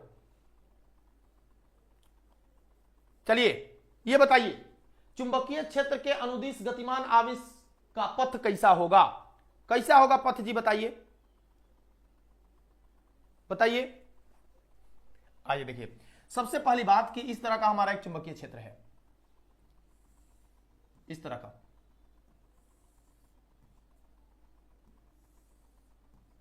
ये हमारा एक चुंबकीय क्षेत्र है। और अब कहा जा रहा है कि आपके पास एक आवेशित कण है इधर ऐसे, और जो इसी डायरेक्शन में मूव कर रहा, इसी डायरेक्शन में बेटा मूव कर रहा है, और इसकी स्पीड भी है। इसकी स्पीड कितनी है? v है। अब कहा जा रहा है कि जब इसकी स्पीड भी है ना भाई, दोनों सेम डायरेक्शन में हो गए, तो दोनों सेम डायरेक्शन में हो गए ना भाई साहब, तो यहां पर थीटा कितना डिग्री हो गया? 0 डिग्री हो गया। तो अब एक बात तो साफ है कि इस पर बल कितना लगेगा ये पता कर लेते हैं। अब चुंबकीय बल का सूत्र जो होता है QVB sin थीटा होता है, और sin थीटा मतलब sin 0 डिग्री। sin 0 की वैल्यू जानते हो 0 होता है। मतलब दोस्त इस आवेश पर कोई बल नहीं लगेगा। मतलब बेटा इस आवेश पर कोई बल नहीं लगेगा। सिंपल सी बात है, इस अवस्था में आवेश पर कोई बल कार्य नहीं करेगा। पुत्र हमारे क्या हुआ? इस अवस्था में आवेश पर कोई बल कार्य नहीं करेगा।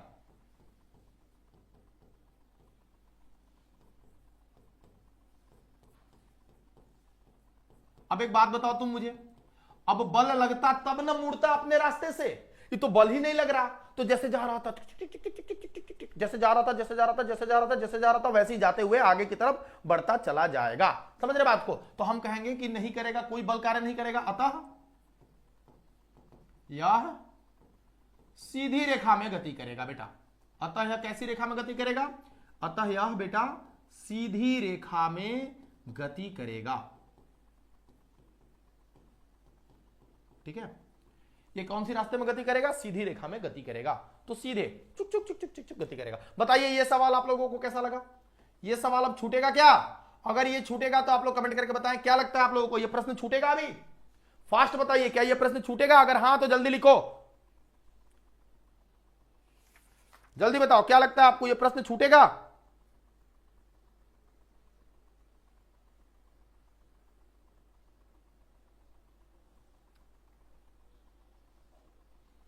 चलिए अगले सवाल की तरफ बढ़ते हैं। अगले सवाल की तरफ बढ़ते हैं। अगला सवाल 11 नंबर सवाल।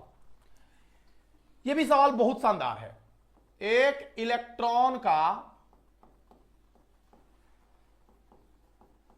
चुंबकीय द्विध्रुव आघूर्ण ज्ञात करें। एक इलेक्ट्रॉन का बेटा चुंबकीय द्विध्रुव आघूर्ण ज्ञात करें। ज्ञात करें जो आर त्रिज्या की कक्षा में, आर त्रिज्या की कक्षा में भी वेग से गति कर रही हो। भी वेग से क्या कर रही हो बेटी? गति कर रही हो। आपको इस प्रश्न का उत्तर देना है। और कितने लोग इस प्रश्न का उत्तर देंगे? कितने लोग बेटा इस प्रश्न का उत्तर देंगे? जिन्होंने अभ्यास बैच करा होगा उनको पता होगा, जो ऑफलाइन क्लास हमारे यहाँ किए होंगे उनको भी पता होगा। आप बताइए क्या होगा इसका उत्तर? धकाधक बताइए, धकाधक बताइए एकदम कमेंट करके। अगर आप लोगों को इसका उत्तर पता है तो आप लिखिए यस सर हमको पता है, और नहीं पता तो भी लिखिए सर नहीं पता है मुझे। आप लोग लिखिए इस चीज का उत्तर, प्लीज आप लोग लिखिए, आप लोग लिखिए दोस्त।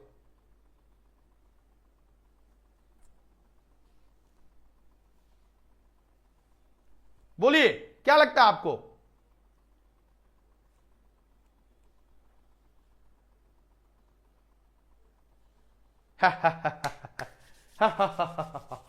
कितना ले?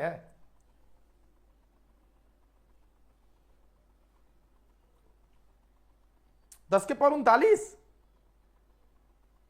नहीं नहीं नहीं नहीं नहीं नहीं, ये उत्तर पता होना चाहिए था आप लोगों को, है ना। सूरज यादव को पता है, बहुत अच्छी बात है बेटा। स्नेहा को नहीं पता है, कोई बात नहीं कोई बात नहीं, अभी पता चल जाएगा। और अभी जब पता चल जाएगा ना तो भूलना नहीं, अभी जब पता चल जाएगा ना तो भूलना नहीं, क्योंकि ये सवाल एग्जाम में छपा गया है, ये सवाल एग्जाम में छपा गया है एकदम। उसको मतलब जो है ना वीवीआई के फॉर्म में कर लेना है, ये आने वाला है बेटा, ये एग्जाम में बेटा आने वाला है और इसको भूलना नहीं है। देखो जरा ध्यान से, ये हमारी एक नाभिक है, या ये नाभिक है, हाँ ये हमारी नाभिक है, ठीक है ना बेटा। और ये नाभिक से दूर एक आर कक्षा में भाई साहब एक इलेक्ट्रॉन जो है ना भी स्पीड से चक्कर लगा रही है, ठीक है। मेरी बात को ध्यान से समझिएगा आप, यहां पे ये हमारा न्यूक्लियस है और इससे आर रेडियस पर एक इलेक्ट्रॉन है जो अपनी कक्षा में भी स्पीड से क्या कर रहा है बेटा, घूम रहा है। अब मेरे को तो पता है कि एक चक्कर में जो पूरा करने में जो समय लगेगा ना, वो इसका आवर्तकाल कहा जाएगा, ठीक है। तो पहले मैं क्या करता हूं ना, इलेक्ट्रॉन का आवर्तकाल निकालता हूं। इलेक्ट्रॉन का क्या निकालता हूं बेटा, आवर्तकाल निकालता हूं। देखो मेरी बात को ध्यान से सुन लेना, इलेक्ट्रॉन का क्या निकालता हूं बेटा मैं, आवर्तकाल। इलेक्ट्रॉन का मैं क्या निकालता हूं बेटा, आवर्तकाल। आवर्तकाल मतलब कि एक चक्कर पूरा करने में लगा हुआ समय, समय बराबर होता है दूरी बटे चाल। दूरी बटे चाल मतलब एक चक्कर की दूरी, एक चक्कर की दूरी कितनी हो जाएगी, परिधि के बराबर हो जाएगी। और परिधि तो तुम निकालना जानते हो 2 पाई आर, हाँ या ना बोलना, परिधि तो तुम निकालना जानते हो 2 पाई आर। और बेटा जब 2 पाई आर हो गया ना तो दूरी बटा में चाल, किस चाल से चल रहा है, भी चाल से चल रहा है। बहुत अच्छी बात है सर, बहुत अच्छी बात है, बहुत अच्छी बात है सर। दूसरी बात सर, इलेक्ट्रॉन गति कर रहा है, इलेक्ट्रॉन गति के करने से धारा की उत्पत्ति होगी। इलेक्ट्रॉन के गति के कारण से धारा, इलेक्ट्रॉन के गति के कारण, गति के कारण धारा, ठीक है बेटा, इलेक्ट्रॉन के गति के कारण धारा। और आई बराबर क्या होता है पता तुमको, आई बराबर होता है बेटा क्यू बटा में टी। चूंकि क्यू के जगह पर तो इलेक्ट्रॉन है, यहां पे क्यू के जगह तो इलेक्ट्रॉन है, और हमने एक चक्कर की बात करी है, तो एक चक्कर की बात करेंगे तो यहां पे हो जाएगा हमारा कैपिटल टी। अब देखो कैपिटल टी की जगह पे 2 पाई आर अपन वी रखेंगे। सो आई की आ गई हमारी वैल्यू कितनी, ई बटा में 2 pi are divided upon we. इस वी को भेजो छत पे तो आई बराबर हमारा हो जाएगा पुत्र हमारे ईवी अपॉन 2 पाई आर। ये हमारी धारा का मान आ गया छोटू, ये किसका मान आ गया, हमारा धारा का मान आ गया। अब हमको कह रहा है चुंबकीय द्विध्रुव आघूर्ण बताइए, चुंबकीय द्विध्रुव आघूर्ण बताइए। अगर आपको यहां से चुंबकीय द्विध्रुव आघूर्ण निकालना है तो बड़ा इजी स्टेप है, आपको याद करा देता हूं मैं चुंबकीय द्विध्रुव आघूर्ण क्या है। मैं आपको बिल्कुल याद दिला देता हूं पुत्र हमारे कि कैपिटल एम बराबर जो होता है धारा और क्षेत्रफल के गुणा करने पर भी प्राप्त होता है। धारा और आप अगर क्षेत्रफल का गुणा कर दोगे तो भी आपको एम प्राप्त हो जाएगा।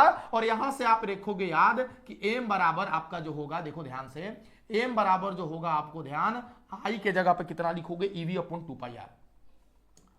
ईवी अपॉन क्या रखोगे पुत्र हमारे 2 पाई आर, ठीक है। और एरिया के जगह पे कितना हो जाएगा, ये एक सर्कुलर फॉर्म में है तो इसका एरिया हो जाएगा पाई आर का स्क्वायर। देखो ना, आर से आर को उड़ा दिया, पाई से पाई को उड़ा दिया। हमारा चुंबकीय द्विध्रुव आघूर्ण देखो कितना आ गया, ई वी आर बाई 2। भाई साहब ये आपका सही आंसर है, ये भी आपका सही आंसर है। ये ऑब्जेक्टिव में भी पूछ सकता है और 2 नंबर में भी पूछ सकता है, ये ऑब्जेक्टिव में भी पूछ सकता है और ये आपसे 2 नंबर में भी पूछ सकता है। तो आपको इसका पूरा का पूरा फुल एक्सप्लेनेशन आना चाहिए बेटा, है ना, क्लियर है ना। ये पूरा का पूरा आपको बढ़िया से एक्सप्लेनेशन आना चाहिए, पूरा का पूरा। और मुझे पक्का भरोसा है आप लोगों को आता है, आप लोगों को। अब लिख दीजिएगा, चलिए धड़ाक से लिखिए तो कितने लोगों को, अगर आपको समझ में आया बेटा, अगर आपको समझ आया तो प्लीज आप लोग लिख के भेजे जरा कि हां सर मुझे समझ आ गया, ठीक है। तेरे नाम हमने किया है हवन अपना सारा सनम हो। चलिए अगला हो गया हमारा, हो गया हमारा बेटा। चलिए आगे बढ़ते हैं।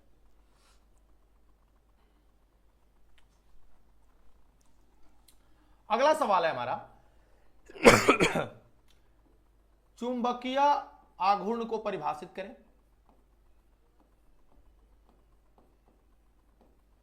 चुंबकीय आघूर्ण को क्या करें बेटा? परिभाषित करें।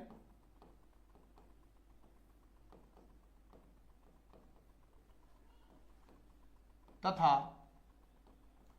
इसकी विमा तथा मात्रक को लिखें। इसकी विमा तथा मात्रक को लिखें।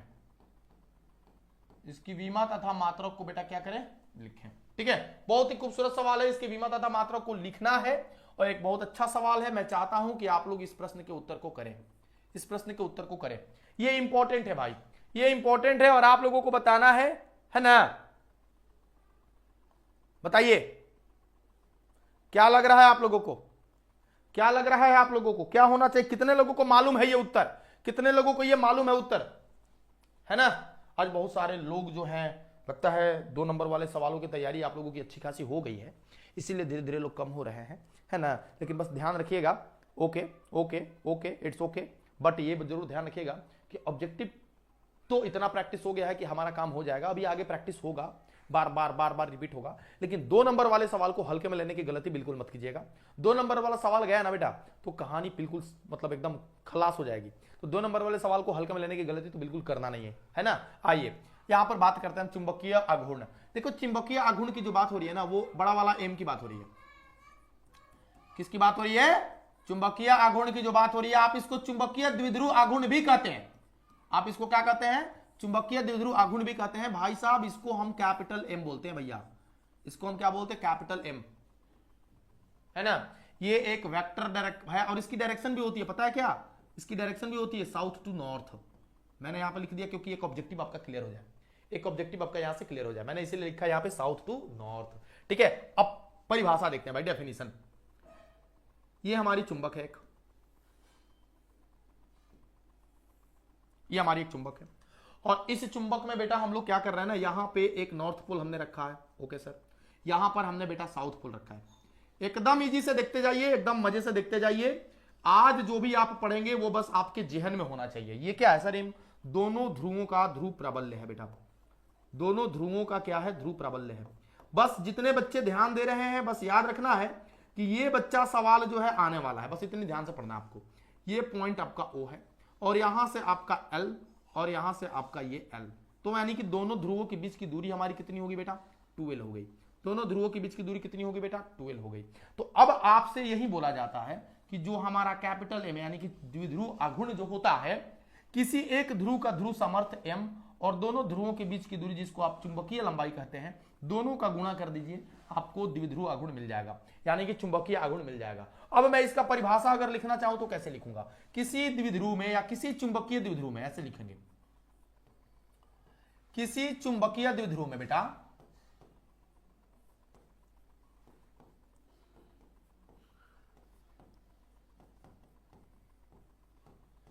किसी एक ध्रुव का ध्रुव सामर्थ्य, किसी एक ध्रुव का बेटा ध्रुव सामर्थ्य तथा चुंबकीय लंबाई के गुणनफल को, चुंबकीय लंबाई के किसको? गुणनफल को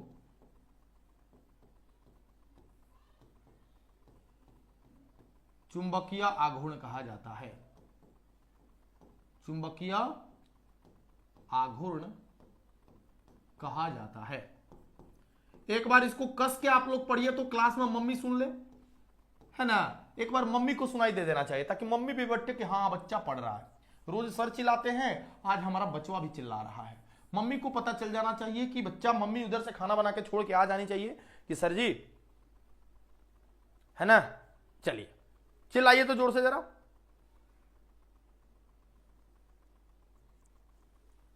सारे लोग इसका उत्तर चिल्लाइए तो कितना होगा, क्या लगता है आपको? ये पढ़िए, याद करिए जरा इसको, ये याद होना चाहिए, इंपॉर्टेंट है। अगर मैं इसका एसआई मात्रक लिखना चाहूं तो एसआई मात्रक क्या होना चाहिए भाई? बहुत सारा आसान है, एसआई मात्रक बहुत इजी है। आपने बोला कि सर कैपिटल एम जो होता है हमारा स्मॉल एम इंटू 12 होता है, तो स्मॉल एम का तो एम्पियर इंटू मीटर होता है और ये 12 भी मीटर, तो बड़ा इजीली आपने बोल दिया सर कि एम्पियर मीटर का स्क्वायर हो जाएगा। बिल्कुल एम्पियर मीटर स्क्वायर ही होगा। अगर मुझसे यहां से बीमा निकालने के लिए कह दिया गया तो मैं बीमा भी यहां पर इजीली निकाल लूंगा और बीमा हो जाएगा ए का ए और ये एल का स्क्वायर। सो यहां पर बीमा होगा A L square, A L square हमारी यहां से क्या हो जाएगी बेटा? बीमा हो जाएगा, है ना। बोल रहा है हरे किशन की बहुत ठंडा लग रहा है, ये पगलाइल है का दो? भाग बुर्बक, ठंडा कहां है रे? ठंडा कहां लग रहा है? इस बार तो ठंडा ही नहीं है। यही तो दुख है कि इस बार ठंडा लग ही नहीं रहा है ना। इस बार तो ठंडा लग ही नहीं रहा है। हर साल तो थोड़ा ठंडा होता भी था, इस बार तो ठंडा ही नहीं है। आइए चलिए अगले सवाल की तरफ बढ़ते हैं। अगला सवाल है हमारा क्वेश्चन 13 नंबर कि एम्पियर का परिपथीय नियम क्या है? एम्पियर का परिपथीय नियम क्या है, या एम्पियर का परिपथीय नियम लिखें। ये देखो सवाल बेटा, बहुत इंपॉर्टेंट प्रश्न है, बहुत इंपॉर्टेंट प्रश्न है। और आप बस इतना लोग बताएं हमको कितने लोगों को ये आता है। धकाक धकाक कमेंट आना चाहिए, कितने लोगों को आता है? आता है तो लिखे yes sir, yes sir, yes sir, yes sir, धकाधक जल्दी जल्दी लिखें कितने लोगों को यह प्रश्न आता है। मैं पूछना चाहता हूं कितने लोगों को यह प्रश्न आता है। मैं वेट कर रहा हूं आपके उत्तर का, वेट कर रहा हूं मैं आपके उत्तर का। एम्पियर का परिपथीय नियम एकदम भी आइए, तभी तो हम बोल रहे हैं ना कि भाई साहब ये कितने लोगों को आता है, बस कमेंट करें कितने लोगों को आता है बताइए। MS धोनी, अब रहने दीजिए सर, नहीं अब चले जाओ बेटा, अब चले जाओ, कोई दिक्कत नहीं है, आप फिर से आना वापस, अभी तो चलेगा भाई, अभी मैं 20 कंप्लीट करूंगा, 20 कंप्लीट करूंगा, इसमें कोई वो नहीं है, कोई मरौवत नहीं होगा, कोई मरौवत नहीं होगा। आपको लग रहा है कि चीजें जो थोड़ी है आसान है, इतनी जल्दी हार मान जाओगे तो फिर लड़ने, मतलब क्या बोले अब तुमको, है ना, इतनी जल्दी हार मान जाओगे तो फिर भाई आगे के रास्ता बड़ा कठिन है, आगे का रास्ता बड़ा कठिन है ना। बहुत सारे लोग आएंगे जाएंगे, जुड़ेंगे, पुराने जाएंगे नए आएंगे, हमारी कहानी चलती रहेगी, हमारा कर्मा ऐसे ही बनता जाएगा। और याद रखना बेटा, याद रखना, जो बच्चा बिना हिले ऐसे ही जनवरी तक बना रहा, इतिहास लिखेगा, इतिहास लिखेगा। फिजिक्स में देख लेना, कोई एक बच्चा भी अगर उसके सामने टिक गया ना तो बताना तुम, एक बच्चा नहीं टिक पाएगा, ठीक है। चलिए, आता है, बहुत अच्छी बात है, बहुत अच्छी बात है। इसको मैं दिखाता हूं, देखो होता क्या है ना, बहुत आसान सा चीज है। एम्पियर का परिपथीय नियम कहता है, एम्पियर का परिपथीय नियम कि किसी बंद परिपथ का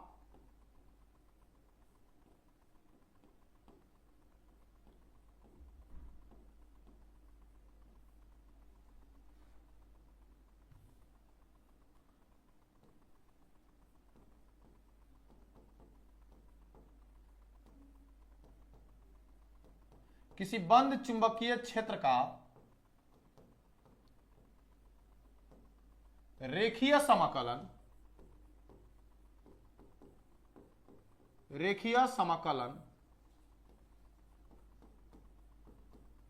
चालक से प्रवाहित धारा का कै गुना होता है भाई?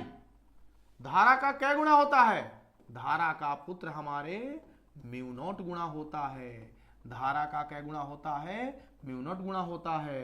सो close integration B dot DL जो आपका होता है बेटा, वो म्यू नॉट इंटू आई होता है। और ये बात आपको ध्यान से लिख देनी है और आपको पूरे के पूरे 2 अंक प्राप्त हो जाएंगे। देखिए कितना आसान सवाल है और कितना जल्दी आपको 2 अंक प्राप्त हो जाएगा, है ना। कितना आसान सवाल है और मतलब बिल्कुल बिल्कुल मैं बता रहा हूं, बिल्कुल सा आपको ये आंसर एकदम इजी वे में लगेगा और एकदम आसानी से आप इसका करके निकल लोगे, ठीक है। 14 नंबर सवाल यहां पर देखा जाए, ये बहुत इंपॉर्टेंट सवाल है, बताइएगा आप लोग। एक विद्यार्थी गलती से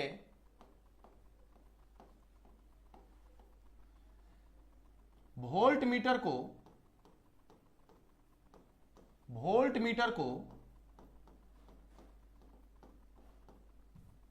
श्रेणी क्रम में, देखिएगा ध्यान से, वोल्ट मीटर को श्रेणी क्रम में तथा आमीटर को समांतर क्रम में जोड़ देता है। आमीटर को समांतर क्रम में जोड़ देता है।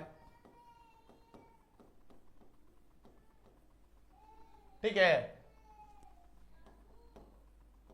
परिणाम क्या होगा?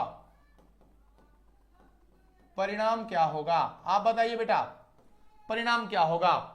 कितने लोग बताएंगे इसका उत्तर? हाँ, पीडीएफ मिली नितिन बाबू, पीडीएफ बिल्कुल मिली बेटा, एकदम पीडीएफ मिली, चिंता करने की जरूरत नहीं है। और बस तू खाली है क्वेश्चन के आंसर बता दो जो हम प्रश्न अभी अभी लिख ले है, अभी अभी जो हम प्रश्न लिख ले ओकर उत्तर बता दो, है ना।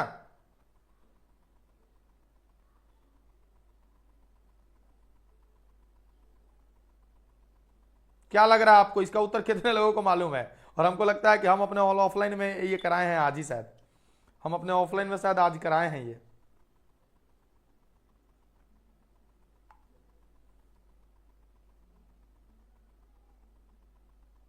चलिए, क्या होगा, क्या होगा अगर ऐसा कर दिया जाए तो? एक विद्यार्थी जो है बेटा गलती से क्या करता है ना कि वोल्ट मीटर को श्रेणी क्रम में जोड़ देता है और आमीटर को समांतर क्रम में जोड़ देता है। तो आपको बताना है कि क्या होगा अगर ऐसा कर दिया जाए तो क्या होगा। सबसे पहले तो आप देखो, वोल्ट मीटर जो होता है ना, वोल्ट मीटर ये एक्चुअल में कहां जोड़ा जाता है? एक्चुअल में ये समांतर में जोड़ा जाता है, ठीक है ना। और जो आमीटर होता है बेटा, जो हमारा आमीटर होता है ना, वो हमारे साथ परिपथ में सीरीज में जोड़ा जाता है। ये दोनों ध्यान रखिएगा आप लोग। वोल्ट मीटर कहां जुड़ता है? समांतर में। अमीटर कहां जुड़ता है? सीरीज में। लेकिन बच्चा ने गलती कर दिया, बच्चा ने कर दिया बहुत भारी मिस्टेक। और वो भारी मिस्टेक क्या है कि वो वोल्ट मीटर जो समांतर क्रम में जोड़ा जाता था उसको जोड़ दिया है किसमें? श्रेणी क्रम में। और जिसको अमीटर को जोड़ना था श्रेणी क्रम में उसको जोड़ दिया है समांतर क्रम में। तो अब आपसे पूछा जा रहा है कि पुत्र कहानी कैसी होगी, बताइए कहानी कैसी होगी।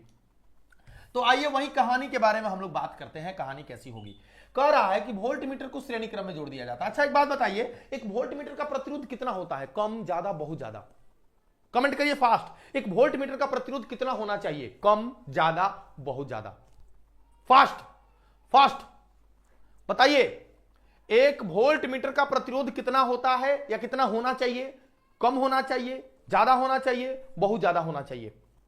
जल्दी बताइए, फास्ट कमेंट करो यार, फास्ट कमेंट करो।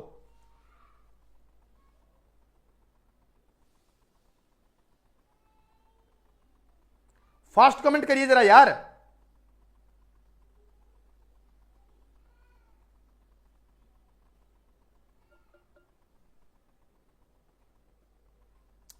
बहुत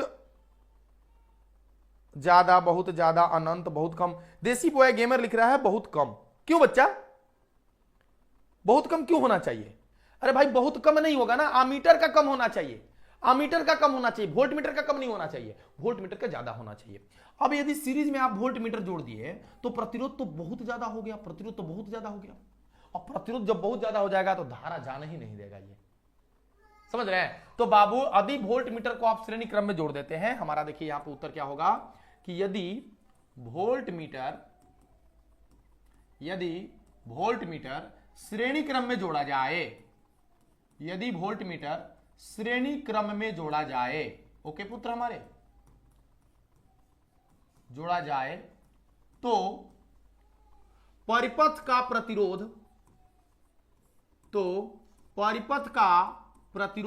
बहुत अधिक हो जाएगा, प्रतिरोध बहुत अधिक हो जाएगा।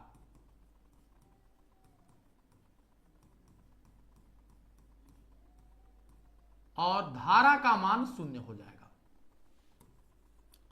और बेटा धारा का मान कितना हो जाएगा? 0 हो जाएगा। देखिए ये तो हमने लिख दिया किसके लिए? जब वोल्ट मीटर को श्रेणी क्रम में जोड़ा जाएगा।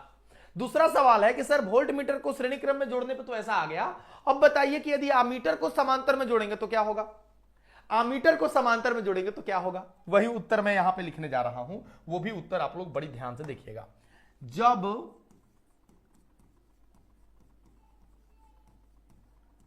आमीटर को समांतर क्रम में जोड़ें, जब आमीटर को बेटा समांतर क्रम में जोड़ते हैं तो परिपथ का प्रतिरोध बहुत कम हो जाता है। परिपथ का प्रतिरोध बहुत कम हो जाता है। ठीक है, अब प्रतिरोध कम हो जाएगा तो धारा क्या होगा भाई? है ना, धारा क्या होगा भाई? तो धारा बहुत अधिक बढ़ जाती है। धारा बहुत अधिक बढ़ जाती है। धारा बेटा बहुत अधिक क्या हो जाती है? बढ़ जाती है। और ये बहुत इंपॉर्टेंट प्रश्न है भाई साहब, जब आएगा ना तो बहुत सारे लोग गलती कर देंगे, और मैं नहीं चाहता कि जो हमसे जुड़ा हुआ हो वो बेटा एक तरफ भी गलती करे। चलिए धड़ाक से आप लोग आंसर तो करके दिखाइए कि एक आदर्श वोल्ट मीटर का प्रतिरोध कितना होना चाहिए? जल्दी से कमेंट करके बताइए कि एक आदर्श वोल्ट मीटर का प्रतिरोध कितना होना चाहिए। फास्ट करें जल्दी से बेटा कि एक आदर्श वोल्ट मीटर का प्रतिरोध कितना होना चाहिए? जल्दी, एक आदर्श वोल्ट मीटर का प्रतिरोध कितना होना चाहिए? बताइए जल्दी से। एक आदर्श वोल्ट मीटर का प्रतिरोध बेटा कितना होना चाहिए?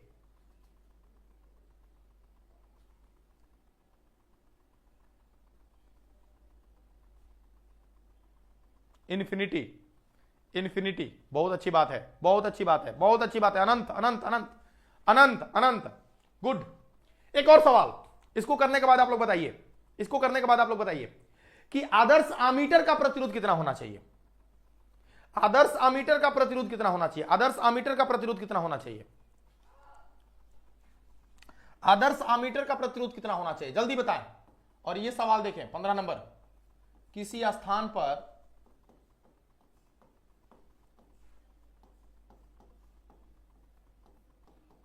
पृथ्वी के चुंबकीय क्षेत्र का क्षैतिज घटक, पृथ्वी के चुंबकीय क्षेत्र का बेटा कौन सा घटक? क्षैतिज घटक, मतलब BH,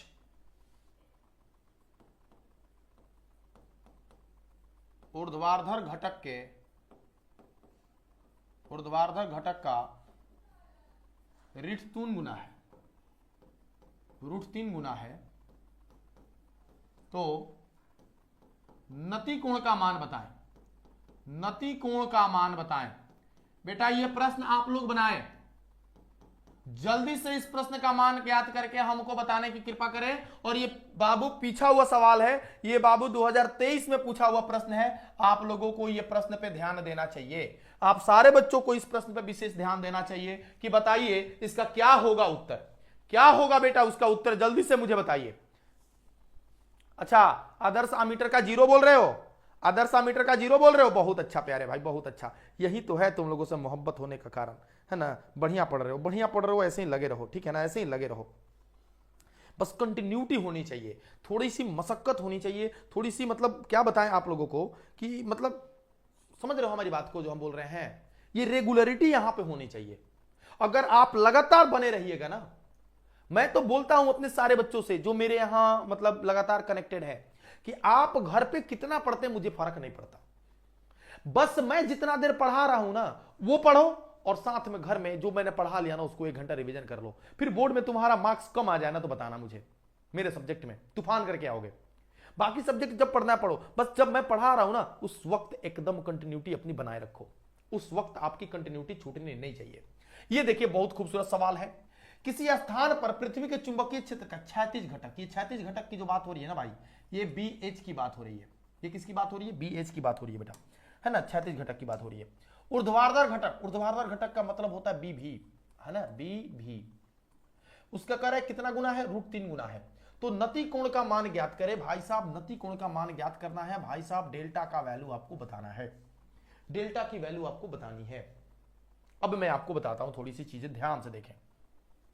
ये होता है हमारा चुंबकीय याम्योत्तर, जो सारे बच्चे जानते हैं। मैं थोड़ा सा डिप में जाकर बता देता हूं।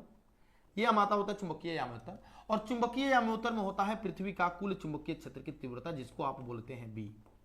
ये होता है हमारा क्षैतिज वाला लाइन, और ये होता है बेटा हमारा ऊर्ध्वाधर वाला, वर्टिकल वाला लाइन। ये जो क्षैतिज घटक के साथ एंगल बनाता है ना दोस्त, इसी को आप बोलते हैं डेल्टा, इसी को आप बोलते हैं डेल्टा। और इस बीई का जो क्षैतिज की तरफ घटक होता है आप उसको बोलते हैं BH, और जो इधर वाला घटक होता है आप उसको बोलते हैं BV। बेटा ये BH ये BV है ना। तो अगर आपसे tan डेल्टा का वैल्यू पूछा जाए तो कोई भी जो बकलोलवा होगा वो बता देगा कि BV बटा में BH होगा, BV बटा में क्या होगा, BH होगा, कोई भी बता देगा। ये फॉर्मूला है। अब आपसे कहा गया कि जो क्षैतिज घटक है जो BH है, बेटा यहां पर ध्यान दीजिएगा, जो BH है वो BV का कै गुना है, √3 गुना है। BV का कितना गुना है, √3 गुना है। कहा रहा, सीधे कह रहा है क्षैतिज घटक ऊर्ध्वाधर घटक का √3 है, ऊर्ध्वाधर घटक का √3 है। तो अब मैं कुछ नहीं करूंगा, लैला व लैला करूंगा, और लैला व लैला करके यहां पर खेला कर दूंगा। BV बटा में √3 इंटू, और यहां पर हो जाएगा BV को भोंक दूंगा, भोंक देगा। भोंकने के बाद हमको कुछ प्राप्त हुआ, हमको क्या प्राप्त हुआ, इस भोंका भोंकी के बाद हमको 1 बटा में √3 प्राप्त हुआ। पुत्र बताओ वत्स क्या होगा, tan डेल्टा में 1 बटा √3 कब प्राप्त होता है, tan डेल्टा में 1/√3 कब प्राप्त होता है, कौन बताएगा, कौन बताएगा। हमको फर्क नहीं पड़ता, कोई ना बताया। अरे बताओ, कह रहे 30 डिग्री यार, 30 डिग्री। और ये आपको आंसर करना था और आपको पूरे के पूरे मार्क्स प्राप्त कर लेने थे। बेटा आपको इतना ही बनाना था, मैंने तो ये समझाने के लिए बता रखा है, ठीक है। अब बताइए यहां पर किसी को कोई समस्या हो तो बता दो, बताइए किसी को कुछ दिक्कत है तो बता दो भाई। है दिक्कत यारा? हमको तो ना ही लगा था कि तुमको दिक्कत है।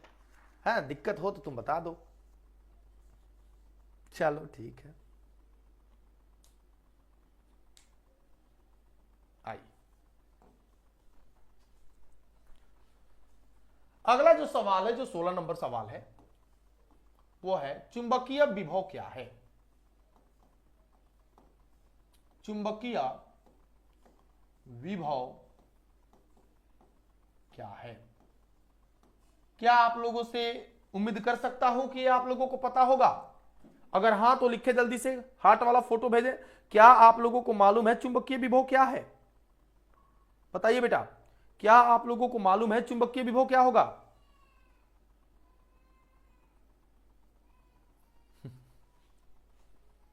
नहीं मालूम है ना, नहीं मालूम है ना, इसीलिए बोल रहा हूं, आंखें तक टिके रहो, मजा आएगा तुमको, मजा आएगा तुमको। देखो ये जो मैं बताने जा रहा हूं वो चुंबकीय विभव है, और बिल्कुल विद्युत विभव के जैसा इसका परिभाषा होगा। चुंबकीय विभव, विद्युत विभव, गुरुत्वीय विभव, ये सारे के सारे जो है ना एक ही थाली के चट्टे बट्टे हैं। चुंबकीय विभव। आओ विद्युत विभव पे आते हैं। एकांक धनावेश को अनंत से उठाकर विद्युत क्षेत्र के किसी बिंदु तक लाने में किए गए कार्य को विद्युत विभव कहा जाता है। यही था ना हमारी कहानी। एकांक धनावेश को कहां से उठाते थे? अनंत से उठाते थे। कहां लेके आते थे? विद्युत क्षेत्र तक लेके आते थे। अब जो धनावेश का इस्तेमाल आप किया करते थे, उस धनावेश के जगह पर अब किसका यूज करना है? अब धनावेश के जगह पर इस्तेमाल करना है उत्तरी ध्रुव का। अब धनावेश के जगह पर इस्तेमाल करना है किसका पुत्र? उत्तरी ध्रुव का। यानी कि एकांक ध्रुव प्रबलता वाले उत्तरी ध्रुव को कहां से उठाइएगा? अनंत से उठाइएगा। कहां लेके आइएगा? विद्युत क्षेत्र में नहीं, चुंबकीय क्षेत्र में लेके आइएगा। और इस प्रक्रिया में जो आपको काम करना पड़ेगा ना बेटा, उसी काम को हम बोलते हैं चुंबकीय विभव। तो बड़ा इजी तरीके से, बड़ा साधारण तरीके से मैं इसको लिखूंगा, और वो क्या लिखूंगा देखिएगा, है ना। एकांक ध्रुव प्रबलता, ठीक है, एकांक ध्रुव प्रबलता वाले उत्तरी ध्रुव को, उत्तरी ध्रुव को अनंत से चुंबकीय क्षेत्र के किसी बिंदु तक, अनंत से चुंबकीय क्षेत्र के किसी बिंदु तक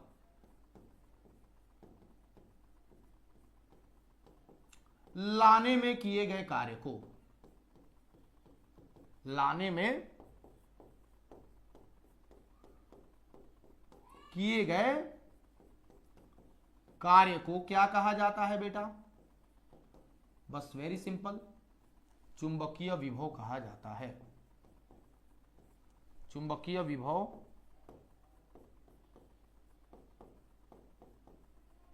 कहा जाता है। और देखो इसका एक फॉर्मूला भी होता है, जैसे v बराबर 1/4 एप्सिलॉन नॉट होता था, तो 1/4 एप्सिलॉन नॉट की जगह पे हमारे पास रखना है μ0/4, और q बटा में r होता था, तो बस q की जगह पे अब आपको रख देना है m बटा में यहां पर r। तो देखिए कितना सुंदर हमारा फॉर्मूला आ गया यहां पे, ठीक है। ये चुंबकीय विभव का ही फॉर्मूला है, ये चुंबकीय विभव का ही फॉर्मूला है, ठीक है। ये चुंबकीय विभव का ही फॉर्मूला है बेटा।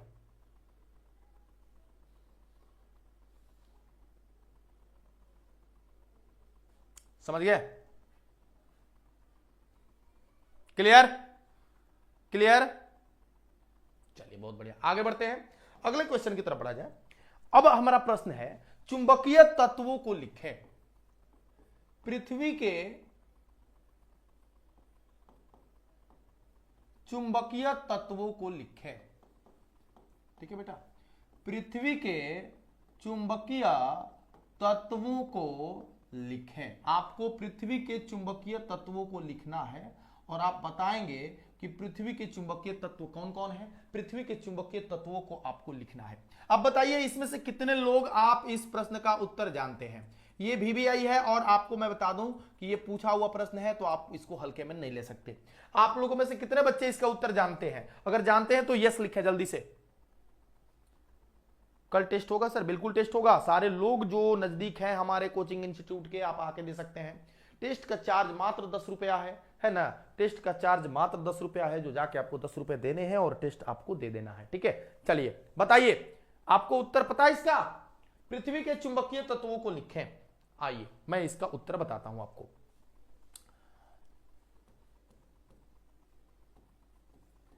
पृथ्वी के चुंबकीय तत्व निम्नलिखित हैं। पृथ्वी के, याद रखकर एकदम रट्टा मार लेना, पृथ्वी के चुंबकीय तत्व निम्नलिखित हैं, ठीक है दोस्त। कौन कौन? पहला नंबर हमारा जो पृथ्वी के चुंबकीय तत्व होगा वो कौन होगा? वो है नति कोण, जिसको आप नमन कोण भी कहते हैं। जिसको आप कमन कोण कहते हैं बेटा, जिसको आप नमन कोण भी कहते हैं, ठीक है बेटा। दूसरा वाला जो कोण है मेरे दोस्त मेरे भाई, दूसरा वाला है दिक्पात कोण।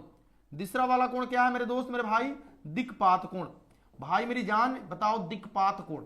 तीसरा वाला क्या है भाई साहब? पृथ्वी के चुंबकीय क्षेत्र का, है ना। इसको तो आप डेल्टा से दिखाते हो, इसको तो बेटा आप सॉरी अल्फा से दिखाते हो। और ये है हमारा पृथ्वी के कुल चुंबकीय क्षेत्र की तीव्रता का, पृथ्वी के कुल चुंबकीय क्षेत्र की तीव्रता का कौन सा घटक? क्षैतिज घटक बेटा हमारे। कितना घटक? क्षैतिज घटक, जिसको आप BH कहते हो। तो यहां पे ध्यान देना, यहां पर पृथ्वी के चुंबकीय तत्व 3 ही होते हैं और वो तीनों तत्व आपके यहां हैं। 3 ही होते हैं और तीनों तत्व यहां आपके सामने हैं। तीनों तत्व बेटा आपको यहां सामने है। देसी बॉय सर आपको हम लोगों पर दया नहीं आता है? अच्छा एक बात बताओ, मैं भी तो यहाँ पे पूरा दिन पढ़ा के ऑफलाइन आया हूँ, फिर यहाँ पे पढ़ा रहा हूँ। दया तो तुम लोगों को मुझ पे आना चाहिए कि सर इतना मेहनत से पढ़ा रहे हैं, हम लोगों को तो जान लगा के पढ़ना चाहिए, है कि नहीं है? कितना मेहनत कर रहे हैं सर हम लोगों के लिए, लेकिन हम लोग क्या है, ऐसे नहीं बोलो, प्यार करते हैं तभी ना ऐसे करते बाबू, हैं? ऐसे मत बोलिए। आज चला जाएगा आप लोगों का ये वाला जो है ना, वो चला जाएगा। सो आप लोगों को चिंता करने की जरूरत नहीं है, ऐसे आपको नहीं वो होना चाहिए। आइए एक अच्छा सवाल कराते हैं आप लोगों को, सारे तो अच्छे ही हैं। एक अच्छा जो आप लोग बिल्कुल नहीं जानते होंगे, बिल्कुल नहीं जानते होंगे, वो सवाल मैं कराता हूं, ठीक है। ये सवाल आखिरी में बहुत सारे लोग जो चले गए हैं ना, उनको मिस करने को मिल जाएगा। ये देखो, चुंबकीय तूफान क्या है बताओ? चुंबकीय तूफान क्या है? देखो एकदम एकदम बढ़िया है ना। ये मतलब मैं बता रहा हूं अभी भी 90% लोग नहीं जानते होंगे। क्या जानते हैं आप लोग चुंबकीय तूफान क्या है?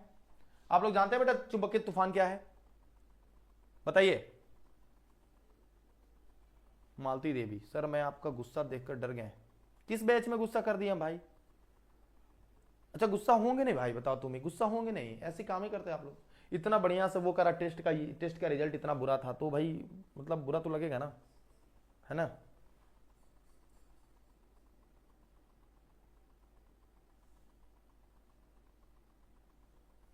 चलिए देखिए चुंबकीय तूफान क्या है। देखो हमारा चुंबकीय जो पृथ्वी का है ना, पृथ्वी के चुंबकीय जो तत्व होते हैं वो तीन होते हैं, जो कि मैंने पिछले सवाल में कराया है। इन चुंबकीय तत्वों में नियमित परिवर्तन होता है, जिसके कारण से हमारा मौसम बदलता है, दिन बदलता है, बहुत सारी नियमित क्रियाएं होती हैं, है ना। कभी कभी ये नियमित परिवर्तन नहीं होता, उग्र परिवर्तन हो जाता है, और उसी को आप चुंबकीय तूफान कहते हैं। उसी को आप क्या कहते हैं बेटा? चुंबकीय तूफान कहते हैं। तो मैं क्या लिखूंगा यहाँ पे, देखिएगा यहाँ पे उसका उत्तर कि, है ना, जानते हैं कोई इसका आंसर? नहीं जानते ना? चलिए कोई बात नहीं, करते हैं हम लोग। चुंबकीय तत्वों में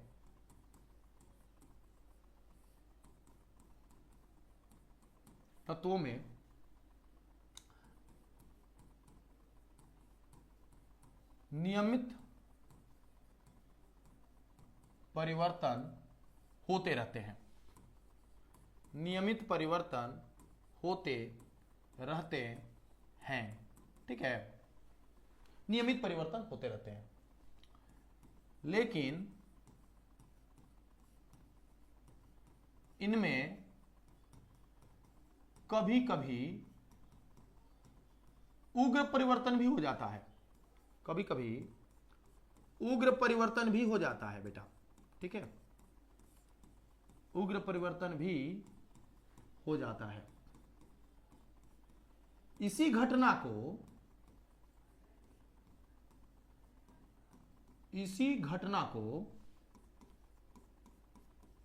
क्या कहा जाता है बेटा? इसी घटना को चुंबकीय तूफान कहा जाता है। इसी घटना को क्या कहा जाता है? चुंबकीय तूफान कहा जाता है। तो भाई साहब ये हमारा 18 नंबर सवाल था, चुंबकीय तूफान किसे कहते हैं, जो कि आप लोगों को बिल्कुल पूरी तरह से ध्यान पे हो गया है ना। चुंबकीय तूफान क्या है किसी स्थान पर आप लोगों का बिल्कुल क्लियर हो गया है कि नहीं? है कि नहीं क्लियर? चलिए बहुत अच्छी बात है, बहुत अच्छी बात है। आगे बढ़ते हैं। यह सवाल हमारा 19 नंबर, और बहुत खूबसूरत सवाल मैं आपको देने वाला हूं अभी। खूबसूरत सवाल क्या है?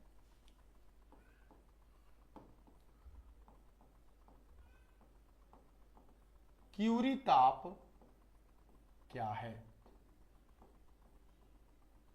क्यूरी ताप क्या है? क्यूरी के नियम को लिखें। क्यूरी के नियम को लिखें। बहुत खूबसूरत सवाल है बेटा, बहुत खूबसूरत सवाल है। आखिरी वाला सवाल है, 19 नंबर सवाल है, अच्छा सवाल है। आप सभी प्यारे दोस्तों को इन सवाल को ध्यान से देखना होगा। आप सभी प्यारे भाइयों को, कितने लोग जानते हैं भाई ये वाला, बताइए।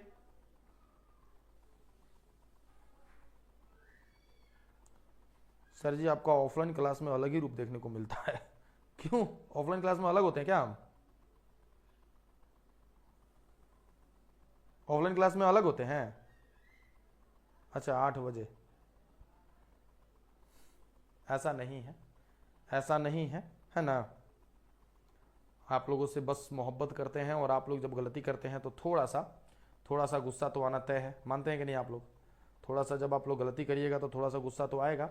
मैं नहीं चाहता कि आप लोग गलती कोई करे और बाद में पछताएं, इसीलिए यही कारण है, यही कारण है बेटा कि मैं आप लोगों के साथ इतना जो है थोड़ा सा र्यूड हो जाता हूँ। नहीं चाहता हूँ ना, मैन है कि नहीं चाहता हूँ कि आप लोगों के साथ थोड़ी सी भी और किसी भी तरीके का कोई गलती हो, किसी भी तरीके का कोई गलती हो, समझ रहे ना। चलिए आइए बढ़ा जाए।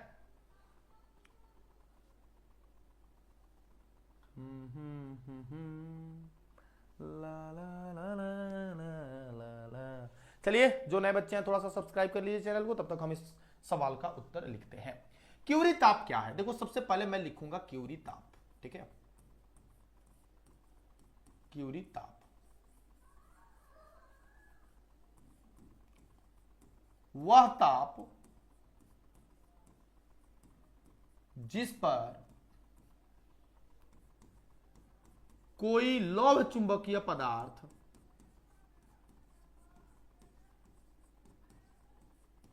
जिस पर कोई लौह चुंबकीय पदार्थ अनुचुंबकीय पदार्थ में बदल जाए। अनुचुंबकीय पदार्थ में बदल जाए क्यूरी ताप कहा जाता है। क्यूरी ताप कहा जाता है। क्यूरी ताप कहा जाता है। ये बहुत ही साधारण था। अब मैं आप लोगों से पूछूंगा कि यहां पर मैंने लिख दिया है लोहा, हाँ, यहां पर मैंने लिख दिया निकेल, और यहां पर मैंने लिख दिया है बेटा कोबाल्ट। अब मैं आप सभी बच्चों से बोलूंगा कि आप लोग इनका क्यूरी ताप बताएं। चलिए, आप लोहा का क्यूरी ताप बताएं। तो लोहा का क्यूरी ताप बताएं। कितने लोग बता रहे हैं लोहे का क्यूरी ताप? क्यूरी ताप लोहे का कितने लोग बता रहे हैं? जल्दी से बताने की कृपा करें। कितने लोग बता रहे हैं लोहे का क्यूरी ताप? कितने लोग बता रहे हैं? मैं सुनना चाहता हूं, है ना।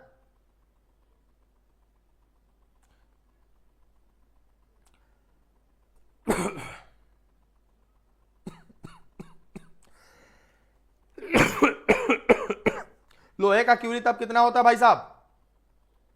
बताइए। लोहे का क्यूरी ताप कितना? 770 डिग्री सेल्सियस बोल रहे हो? बताओ, पुष्टि करो, सही है कि गलत है? सही है कि गलत है? बताइए आप लोग। कहां चला गया भाई मेरा?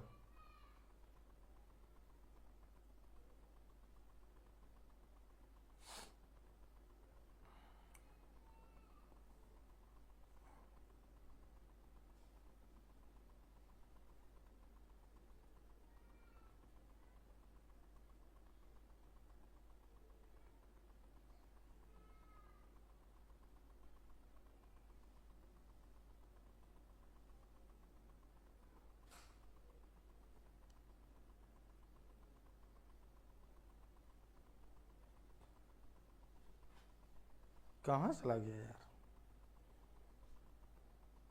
हाँ, अभी आ गया, कमेंट दिख रहा है अभी। 56।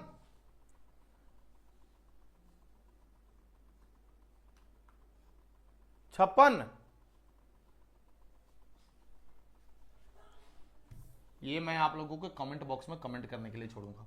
यहाँ पे आ जाइए, क्यूरी का नियम है ना। अभी इसको खत्म करते हैं पहले, फिर मैं इसको आपको, क्योंकि मैंने ऑब्जेक्टिव में कराया है, तो मैं चाहूंगा कि सारे लोग जो है कमेंट करें। क्यूरी का नियम क्या है? क्यूरी का नियम, क्यूरी का नियम कहता है कि अनुचुंबकीय पदार्थ का या लौह चुंबकीय पदार्थ का, ध्यान दीजिएगा,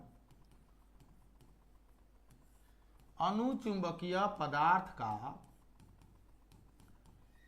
चुंबकीय प्रवृत्ति जो होता है, ठीक है, चुंबकीय प्रवृत्ति जो होता है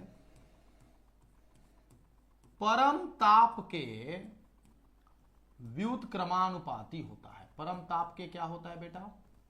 व्युत्क्रमानुपाती होता है। अर्थात यहां से स्पष्ट है कि जाई एम जिसको आप चुंबकीय प्रवृत्ति कहते हैं, जाई एम जिसको आप चुंबकीय प्रवृत्ति कहते हैं, परम ताप के व्युत्क्रमानुपाती होगा। और जाई एम जो होता है बराबर होगा, और यहां पर एक नियतांक आएगा, हम सी लिखते हैं उसको, और इस सी को कहेंगे क्यूरी नियतांक। इस यू को क्या कहेंगे? Curie constant. इस सी को क्या कहेंगे बेटा? Curie constant. ठीक है, ठीक है।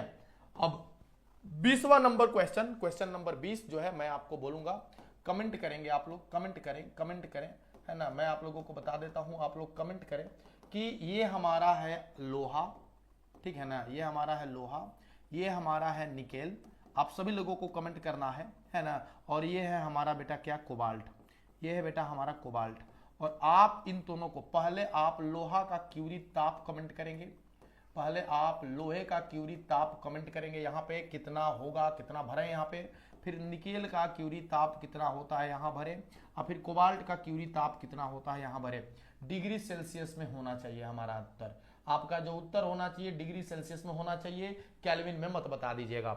ये आपका आज का क्वेश्चन 20वां नंबर है और आपको ये कमेंट करके बताना है। वीडियो में आपको लास्ट में कमेंट करके बताना है कि आप इसका उत्तर क्या लिख रहे हैं। ठीक है बच्चों, अगर आप लोगों को ये पूरा वीडियो अच्छा लगा है और आप लोगों को लगता है, अगर आप लोगों को लगता है कि आज के वीडियो से अगर आपको लाभ हुआ है तो प्लीज आप जरूर कमेंट सेक्शन में इसका मेंशन कीजिएगा कि हाँ सर आज की क्लास से मुझे ये लाभ हुआ है। कल जो फिर से मिलेंगे हम लोग अपने समय पर, कुछ नया, कुछ एनर्जेटिक, कुछ यूनिक किस्म का सवाल लेके, है ना। तब तक के लिए धन्यवाद, जय Hind, good night, thank you.